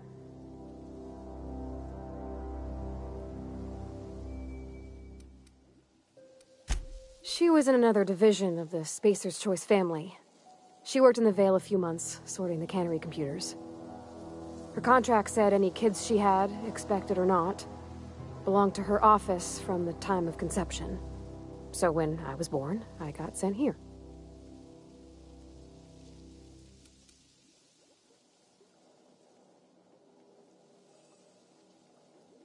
Could be. Reckon I'll never know. You mean about the mission being too clean? I know, but Vicker says the universe is a machine, that it runs by law. Real machines have gunked up oil, scratches, and worn bits. You can tell they've seen handling, been used by folk. The machine Vicker sees is one ain't never been run. It's not for people to live in. It's something on a museum shelf, under glass.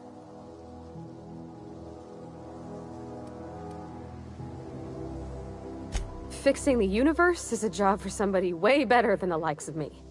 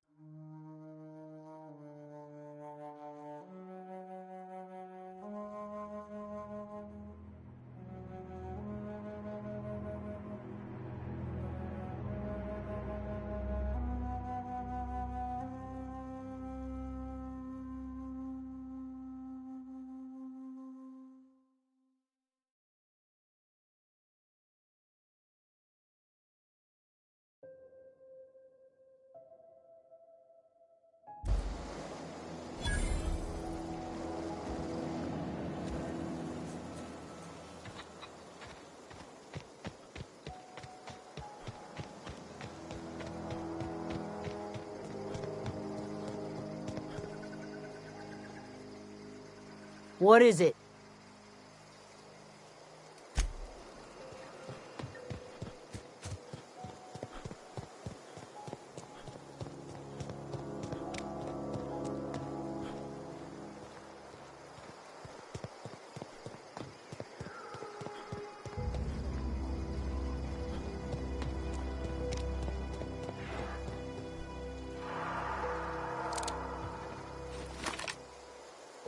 Attacking!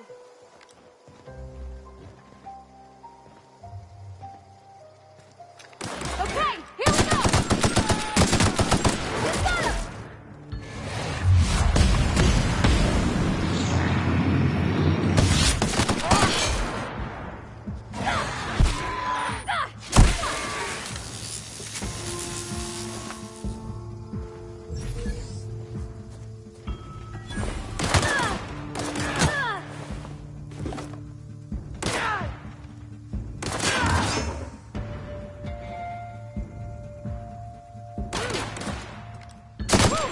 We made it! Nice.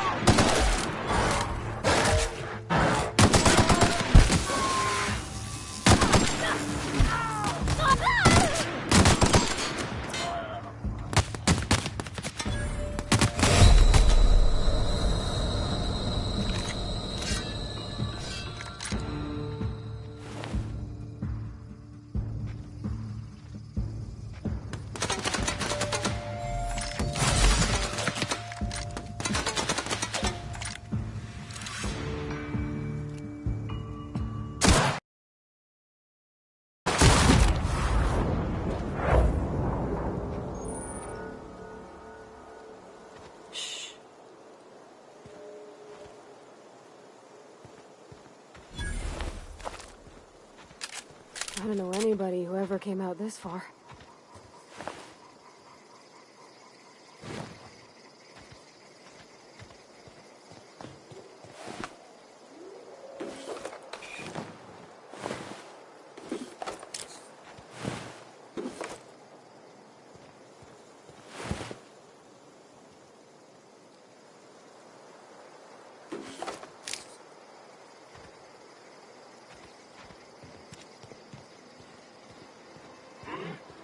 Gonna find you!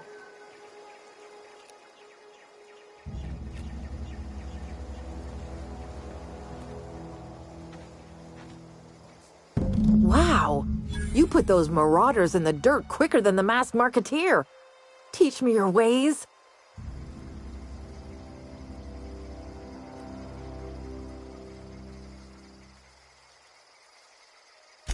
Only thing unscrewed around here is the head of that marauder you took down.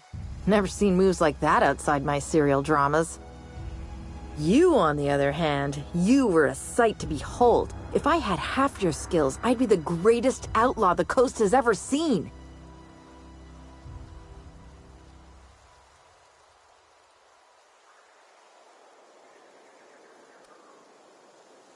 I'm great at clarifying.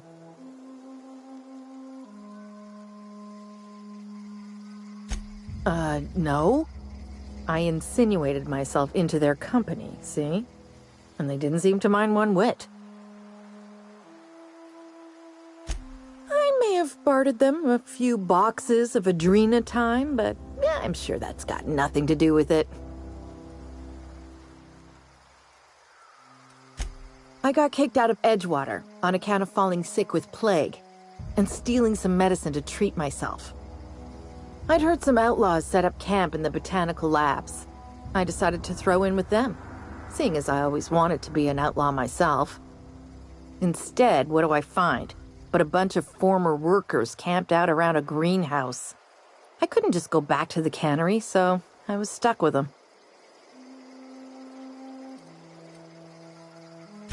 I've got all the time in Halcyon. Why? Adelaide wants me back on garden duty or something? Thanks, but I'm not going anywhere. This is where I belong.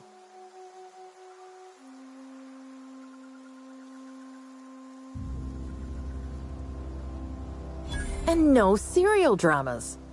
I've been thinking about going back. I just gotta know if Lord Cavendish really is the masked marketeer. I'll take my stuff and head on back, I suppose. Grace is gonna be glaring knives at me, so I've got that to look forward to.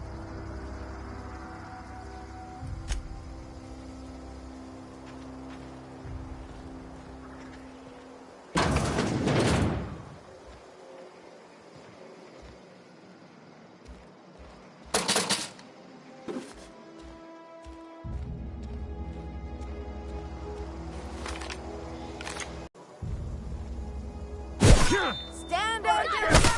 Ah, no encore?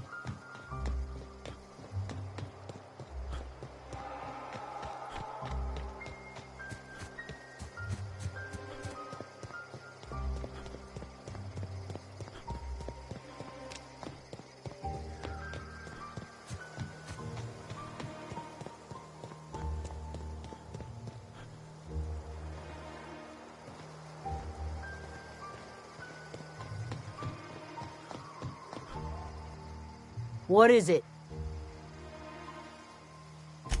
We didn't always get along, but I'm glad to know she's safe. What happened, anyway?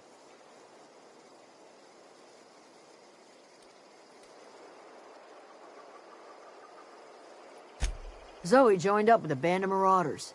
Zoe. The same Zoe who doesn't know a barrel from a trigger. Well, I've heard stranger things. You pretty much did my job for me. Least I could do is pay you for your trouble. Let me know if I can do something for you.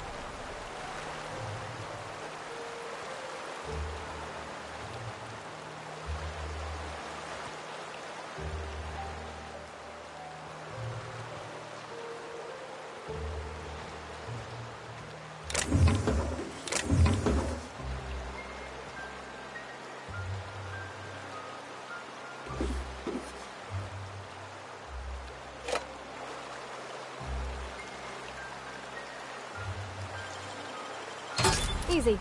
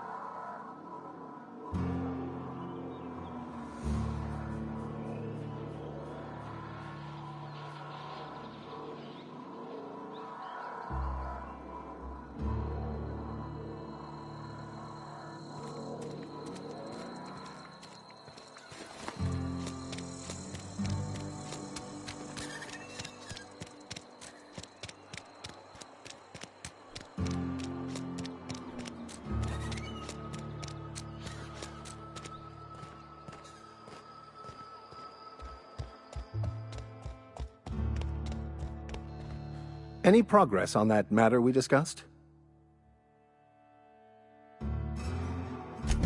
Wonderful. This is fantastic. Well worth all the sacrifices I... Wait. What the fuck is this? Is this... French? I can't fucking read French. It's a law-forsaken joke is what it is. French. Ha! I was so high and mighty, preaching to the yokels about following the plan, while fighting it at every turn.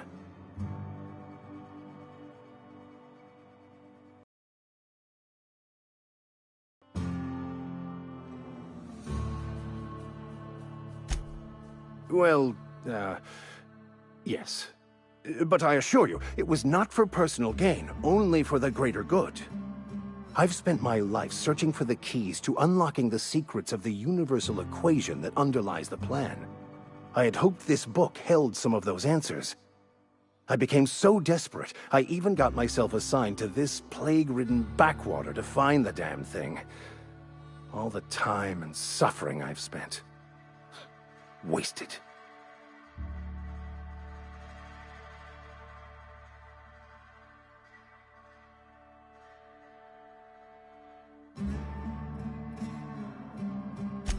Please. As if my life should have no greater meaning than proselytizing to a bunch of feeble-minded wretches.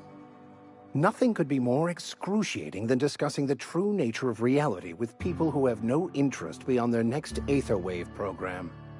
But that's neither here nor there. What I need to do now is to find a translator, obviously. But to do that, I'll first need to secure transport. You have a ship. Perhaps I could make myself of use to your crew.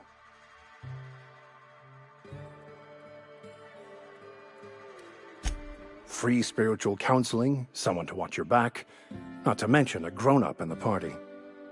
I'm 28. Exactly. I'm pretty handy with a tossball stick, or any blunt instrument, really. I'm also a passable gun hand if it comes to that. I can usually talk my way out of conflict, though. Oh, I'm fairly competent at hacking computers as well.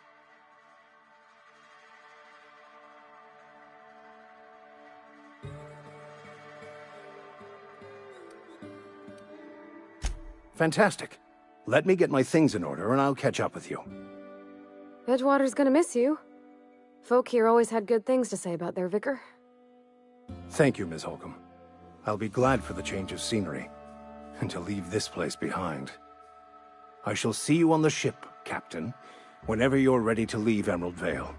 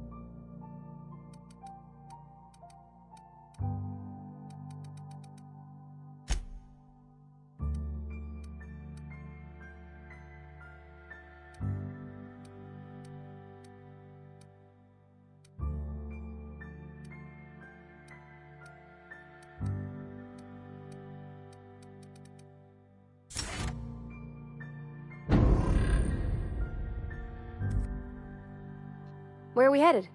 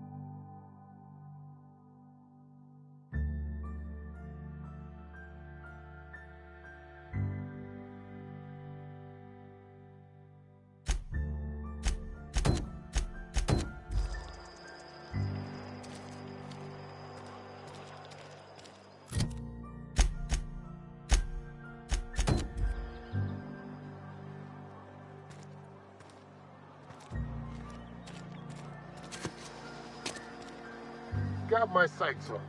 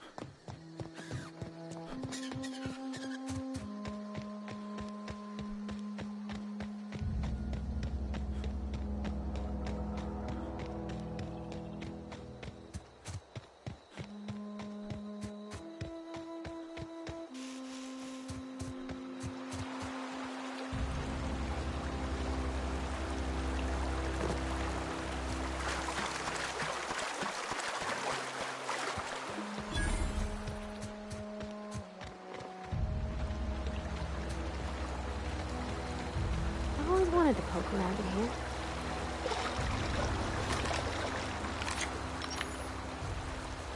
Okay, gone quiet.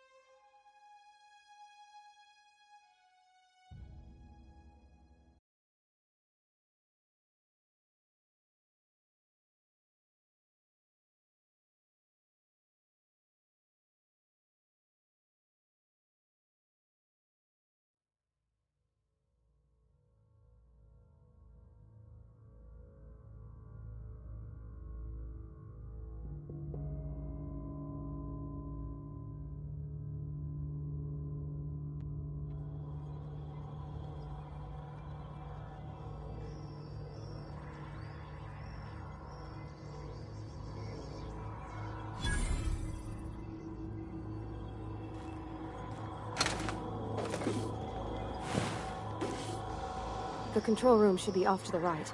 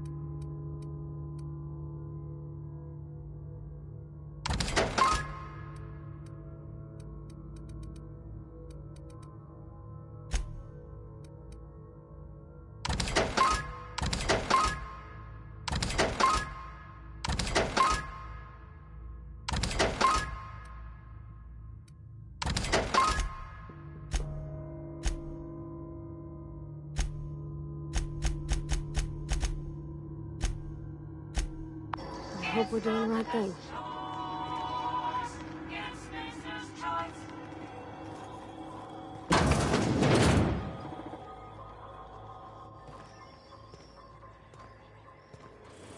Vault, sweeping the Incoming!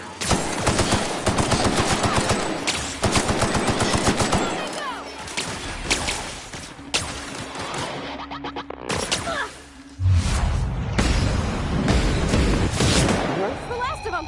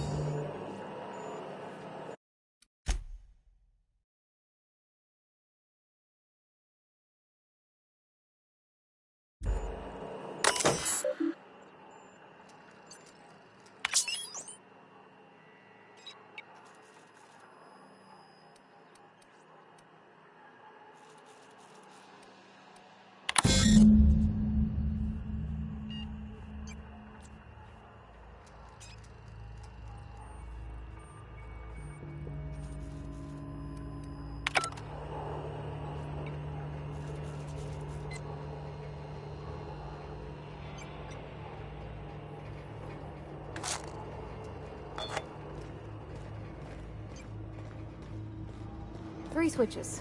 That'll be easy enough.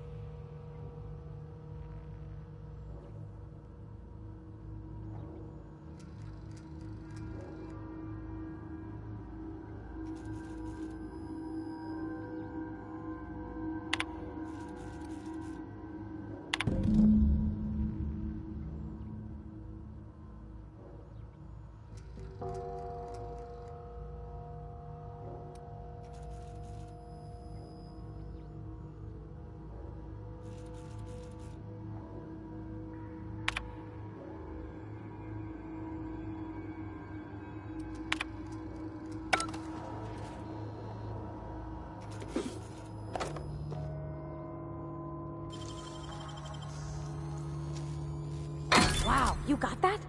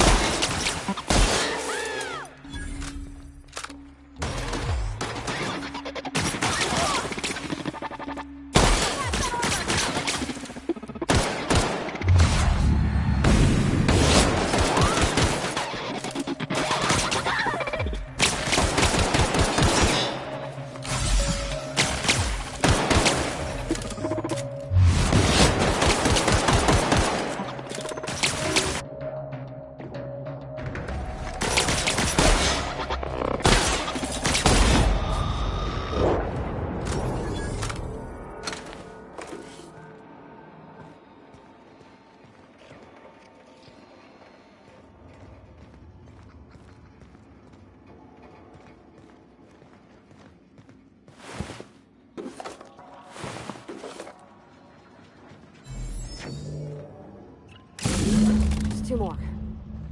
What'll happen to Miss McDevitt's folk if we send power to the Vale?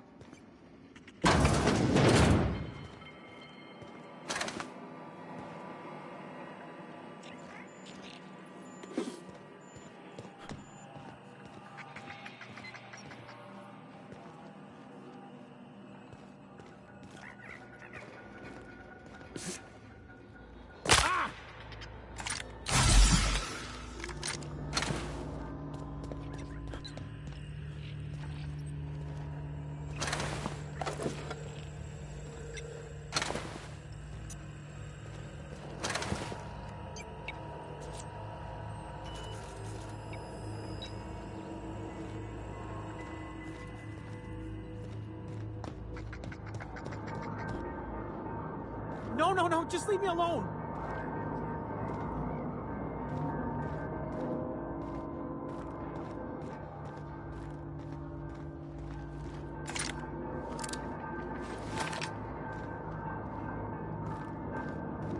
Get away!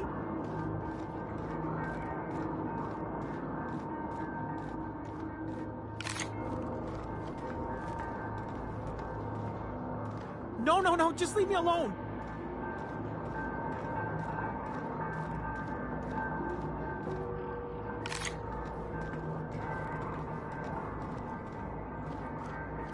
Phantom?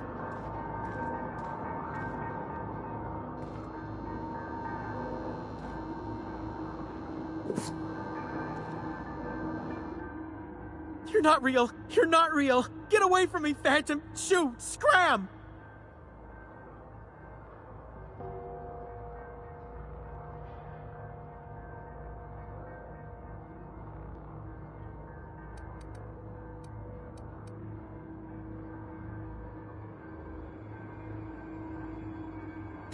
You can talk? The Phantom's never talked before. I knew I shouldn't have eaten that sprat raw. See, Higgins? This is why you must always boil your sprats before ingesting.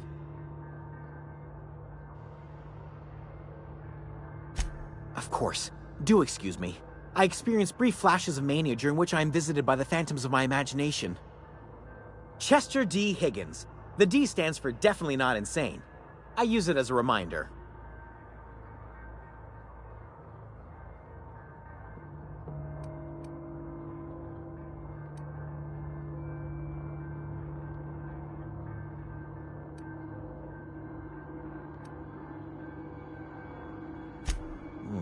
Hard to say. By my reckoning, Higgins has been here somewhere between 2 weeks and forever. My recollection's a touch fuzzy these days. Oh, Higgins has been many things over the years. Sprat Wrangler, Saltuna critic, Aetherwave personality, chairman of the board, galactic defender, Sisty Pig tycoon. I've come a long way for someone who started off as a simple engineer right here in this plant.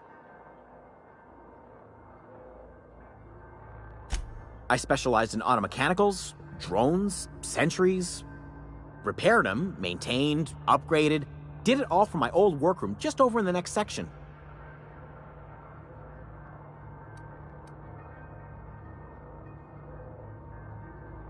Look, I don't want to fall into any trouble with the mechanicals. If they wise up to our plans, they will come for us. With prodding irons.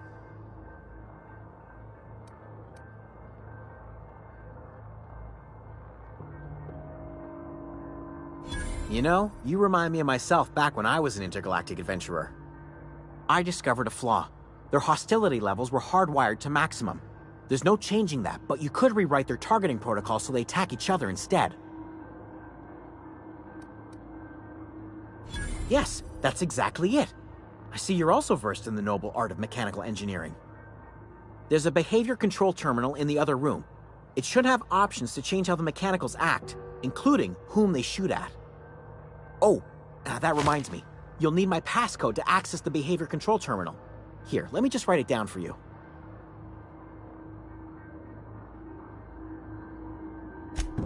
Funny thing, I was working on a logic module just before the mayhem started. Security chief found me and confiscated the logic module. The tail. Definitely start with the tail. If you're feeling adventurous, the ears are a particular delicacy.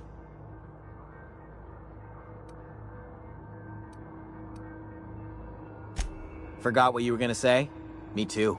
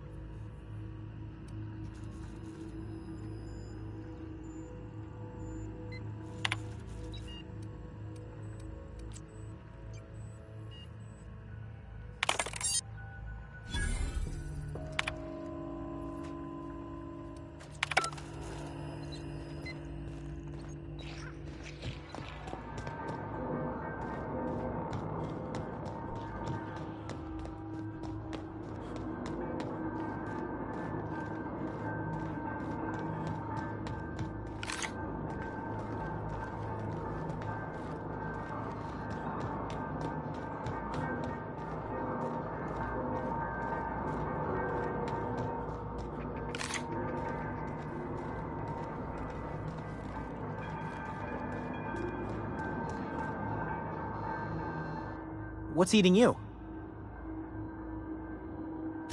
The tail. Jimmy'd opened the vending machines. That lasted a good couple of months. Eventually, I had to resort to more unconventional means of filling my insides.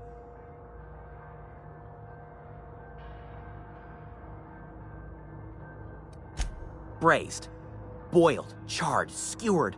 Sprats are good eating, friend. Chock full of brain food. Mechanicals lost their bolts.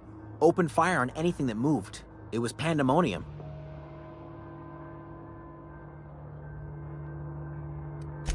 You mean, why did the Mechanicals go on a murderous rampage? Same reason any of us do, I suppose. The voices told them to do it. I was on cleaning duty at the time. My old boss had me scrubbing pipes when the killing started. So, as usual, I missed out.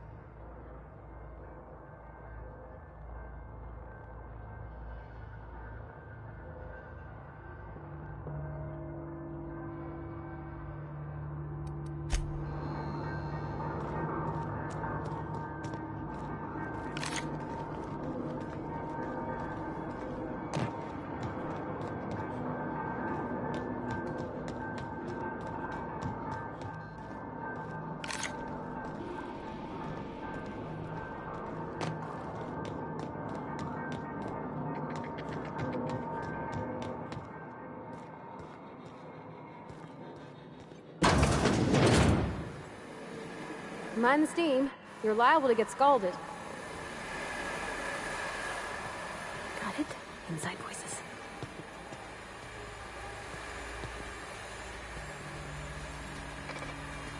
Oh. You're pretty good at this. Processing.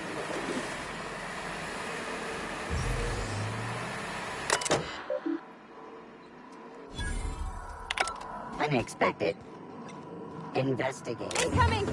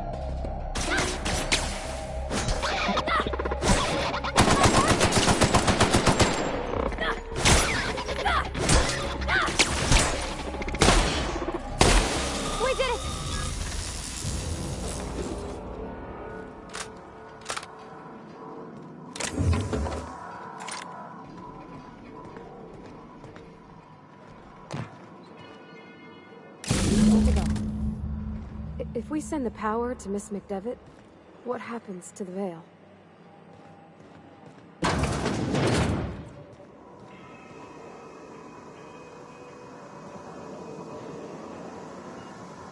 Processing.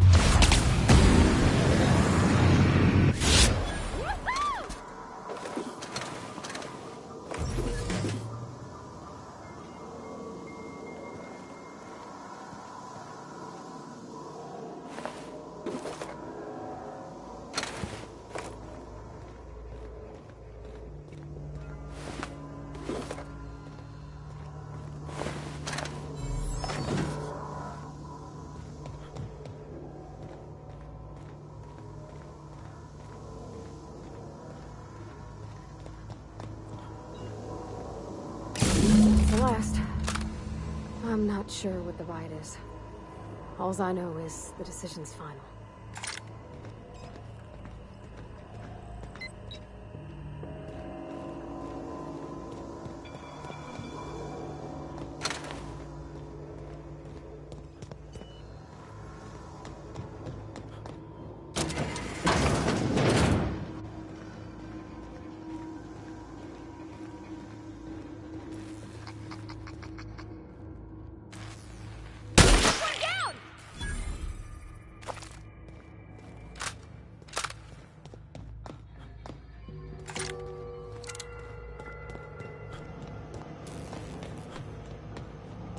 Once we do this, there's no going back.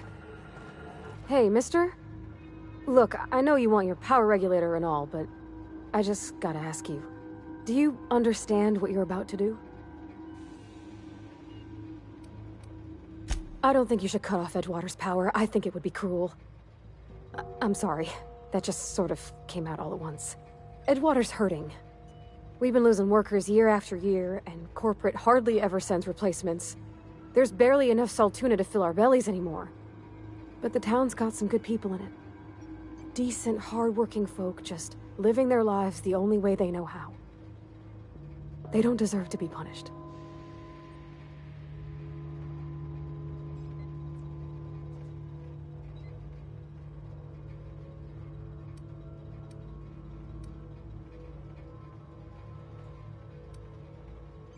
Miss McDevitt's built something beautiful.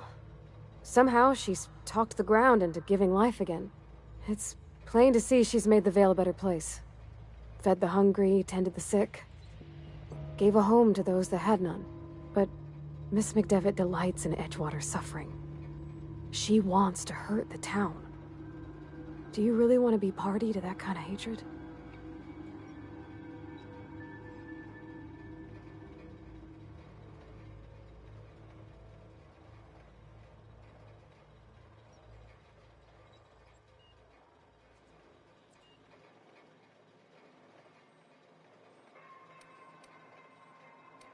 Well, that sure sounds like Mr. Thompson. If he was standing here, I imagine he'd remind us of how we're all one big, happy Spacer's Choice family. In Mr. Thompson's eyes, those deserters are still part of the Spacer's Choice family. The family must work together in order to survive. I hate to say it, but I think Mr. Thompson's got a point. Unless those deserters come back, Edgewater's as good as dead.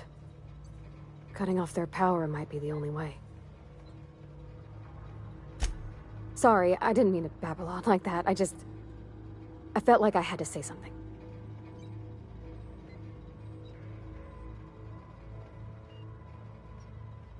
Really? I mean, wow. Thanks. No one's ever told me those words in that order.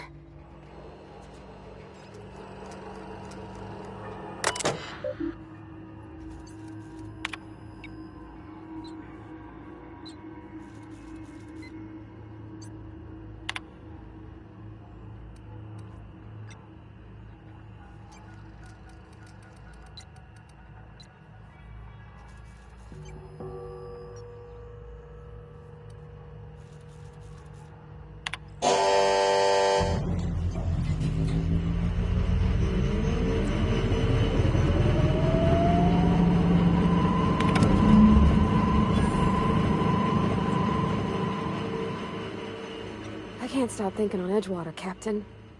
I'm glad the deserters are gonna be alright now they got power, but what about the town? All those people.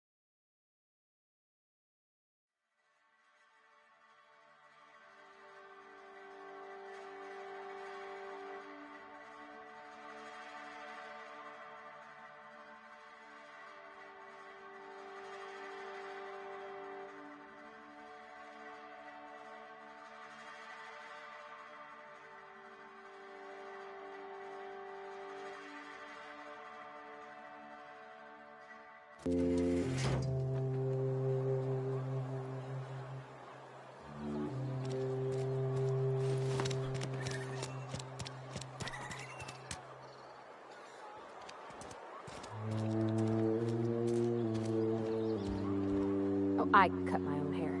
But Conrad sells real good disinfectant. I can't possibly cut anyone's hair in the dark. Go ahead.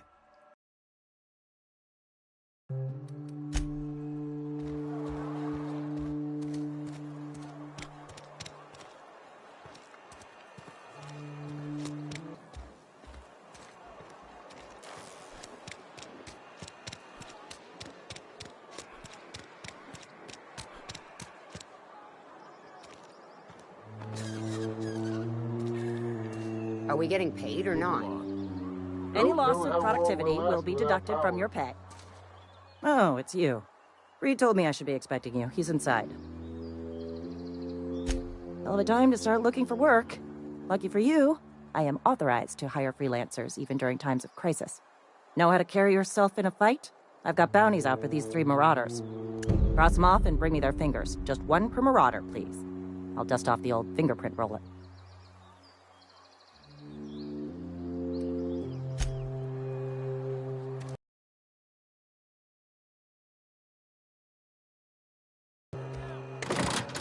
Exercise patience. and contemplate the scriptures.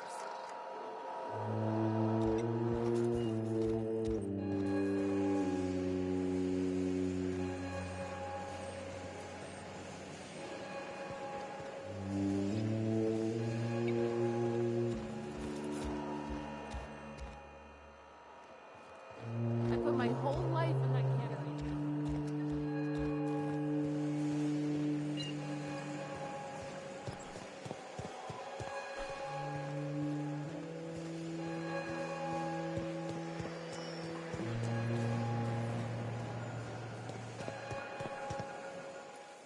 You picked a fine time to visit, stranger.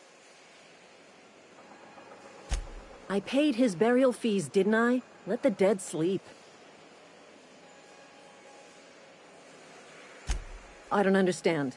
I found Eugene's body. I know the guy shot himself. Wait, are you telling me he was murdered?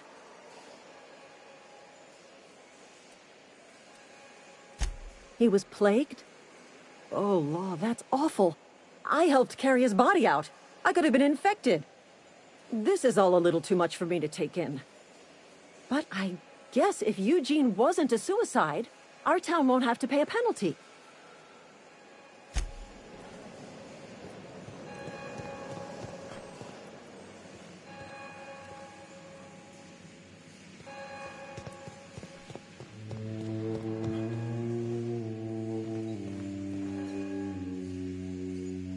You want to know what gets my bile churning? Edgewater has suffered a cavalcade of disasters: plague, marauders, desertion. Then you wandered in town. And I was so damn sure our luck was starting to turn. I never knew how right I was. Just answer one question for me. Why'd you do it?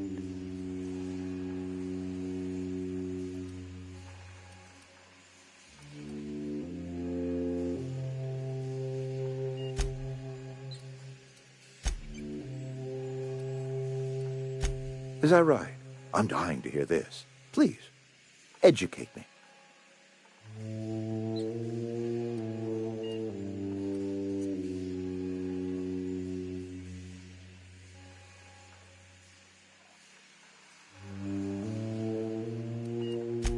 Liberating? Edgewater is my home. The only home I've ever had. I put down roots here, gave decades of my life to this place. I never asked to be liberated. Whatever you were hoping to find down here, I advise you to turn around and leave. I have got guards posted with orders to fire on you.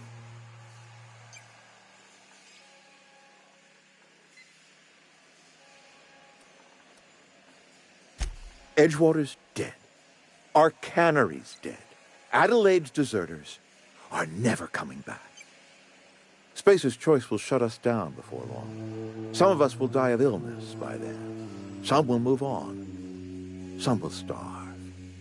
And as for me, I will tender my resignation, whereupon I shall be processed and then duly imprisoned for gross incompetence.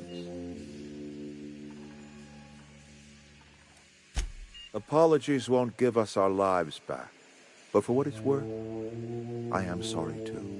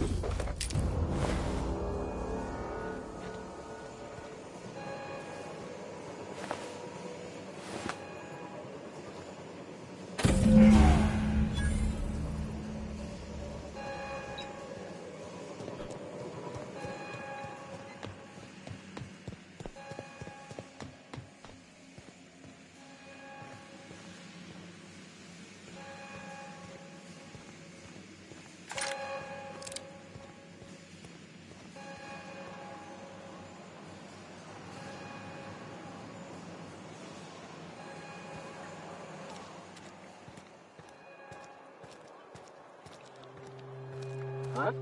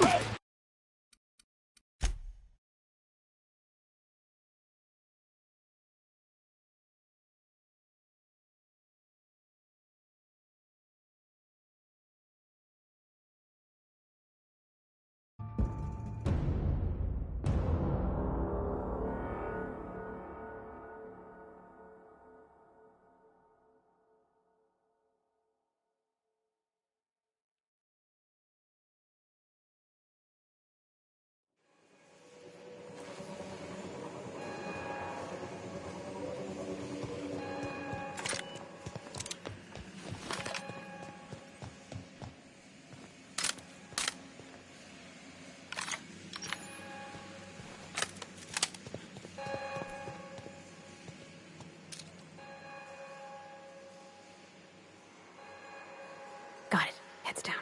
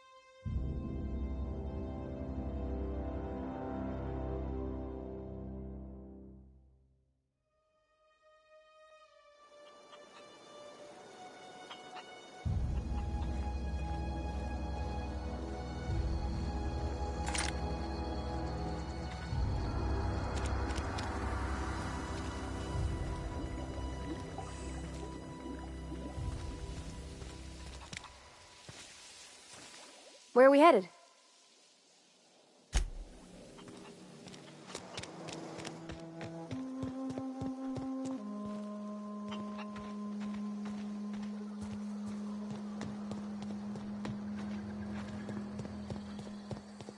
Oh, that's Thomas. He used to follow me around before he left the cannery. I've never seen the camp so lively. Keep your wits about you, friend.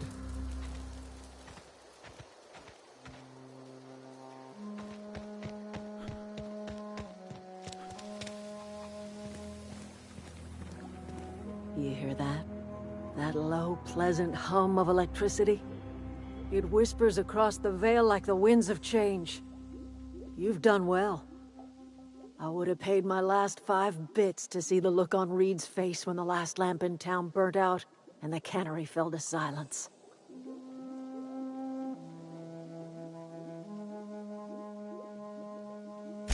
My son worked in that cannery. When the plague started coming, he was one of the first to fall sick. We had a store of medicine locked away, but Reed refused to treat him. Said my boy didn't deserve treatment. Said the medicine would have been wasted on him. So I buried my boy in the cemetery, gathered my belongings, and left. That's as much of the story as you need to hear.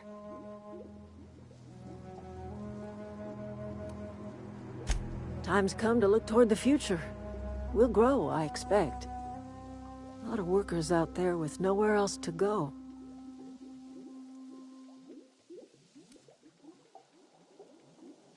Not as many as you'd think. We're not about to let the whole town join our flock. Just the ones willing to renounce their corporate loyalties and live the way nature intended. I am curious. Why did you help us?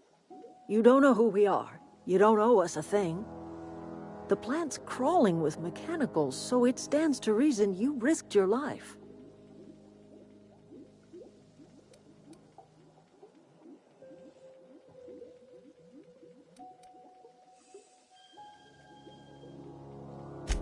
You're not quite like anyone else I've met. You haven't had your consciousness programmed by the board. You're welcome among us if you're ever so inclined.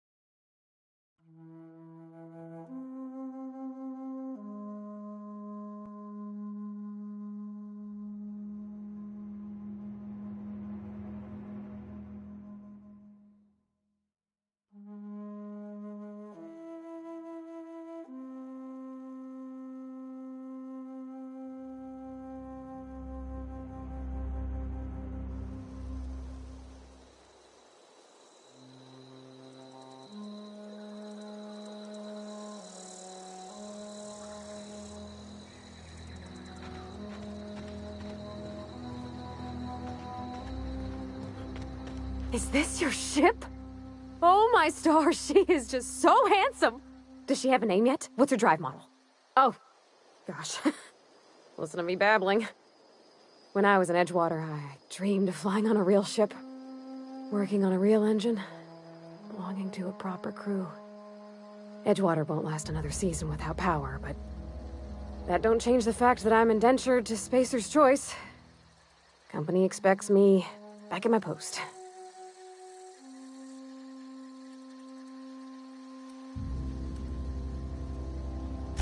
I have imagined it, but until you came along, I never thought I had the choice. I want to ask you something, and you can say no. But can I come with you? I could tend to your engine. I know my G-valves from my catalyzers, and I can keep your ship singing. And if you ever need a pair of eyes watching your back, I can do that too. What do you think?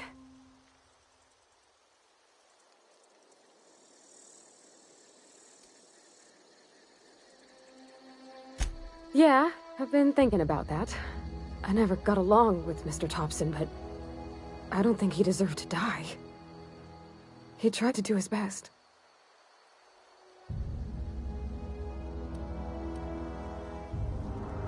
I suppose that's fair. You were just acting in self-defense and all. I had my misgivings about Miss McDevitt and the deserters, but you took pity on them and sent power to their garden even though you knew Mr. Thompson would hate you for it. All this time, you've been determined to get your regulator back, get your ship up and running, and cut a path out of this place. And well, I won in.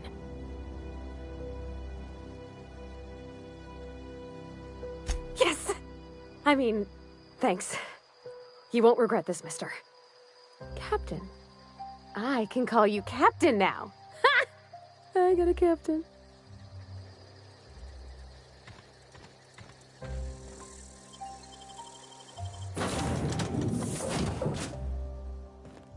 Well, I certainly am looking forward to flying on a ship named the Unreliable. I'll just head upstairs and claim a room.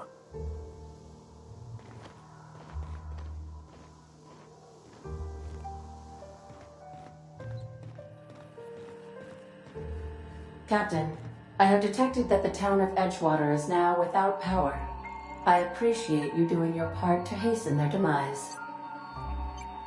What can I do for you, Captain?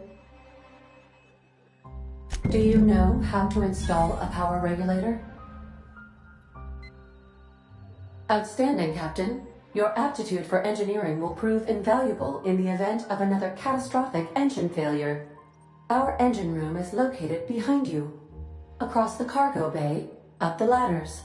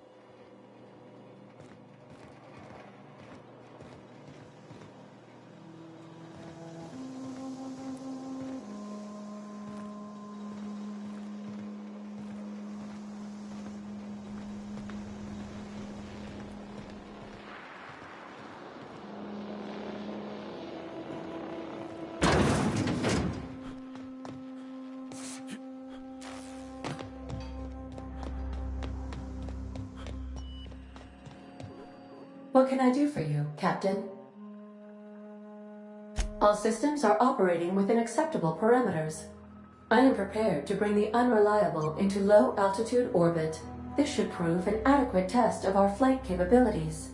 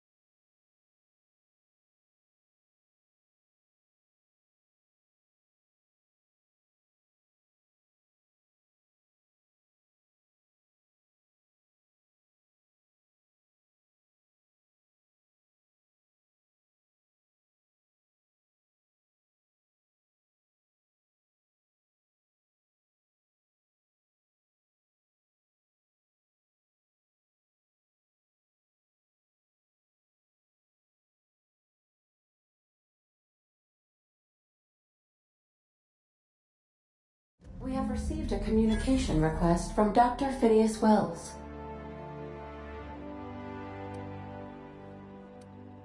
Aha, there you are. Hale and hearty, and captain of your own ship.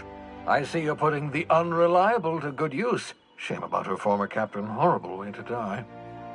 How are you feeling, by the way? I lost track of you in that cave back there. Experiencing any, unnatural drippage? Perfectly normal side effect of thawing, I assure you.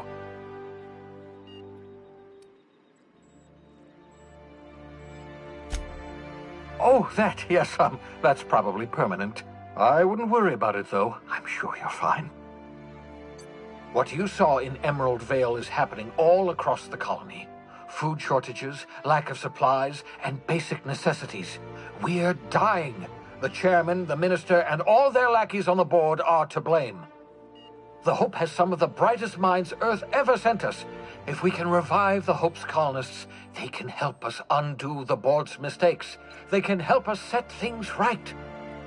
You need to get to Stellar Bay on Monarch. I have contacts there. They'll help me, help us, find the chemicals to revive your fellow colonists. Gladys Kelly, lovely woman, runs a cozy little black marketing outfit on the Groundbreaker. She can get you a nav key to land on Stellar Bay.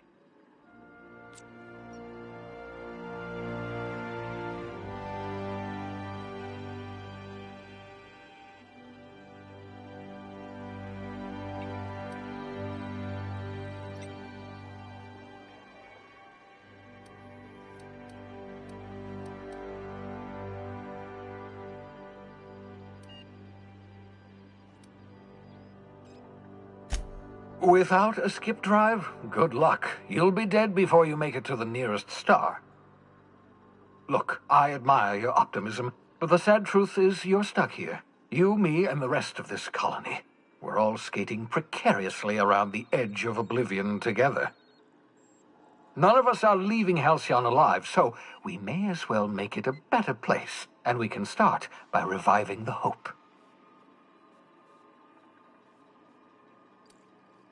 Captains don't fly their own ships, you see. Your navigation terminal handles the, navigation. Think of a nav key as a set of flight instructions. The board's been confiscating nav keys for Stellar Bay, so we must rely on unconventional means of acquisition. Hence, Miss Gladys Kelly. Excellent. I'll send her a wireless. Let her know you're coming. By the way, I gave Captain Hawthorne a disguise apparatus of my own design, cutting-edge technology years ahead of its time. I call it the Holographic Shroud. I'm sure it will prove remarkably useful to you. You'll find it in the captain's quarters. Excellent. I'll contact you once you've found a way to get to Stellar Bay. If you have any questions, come see me in my lab. And remember, don't trust the board. They'll try to win you over with promises of wealth and power, but it's a lie. The board's only interested in filling their own pockets. If we don't put a stop to them, they're going to run this colony to the ground. Transmission ended. If you are ready to depart, please select a destination on your navigation terminal.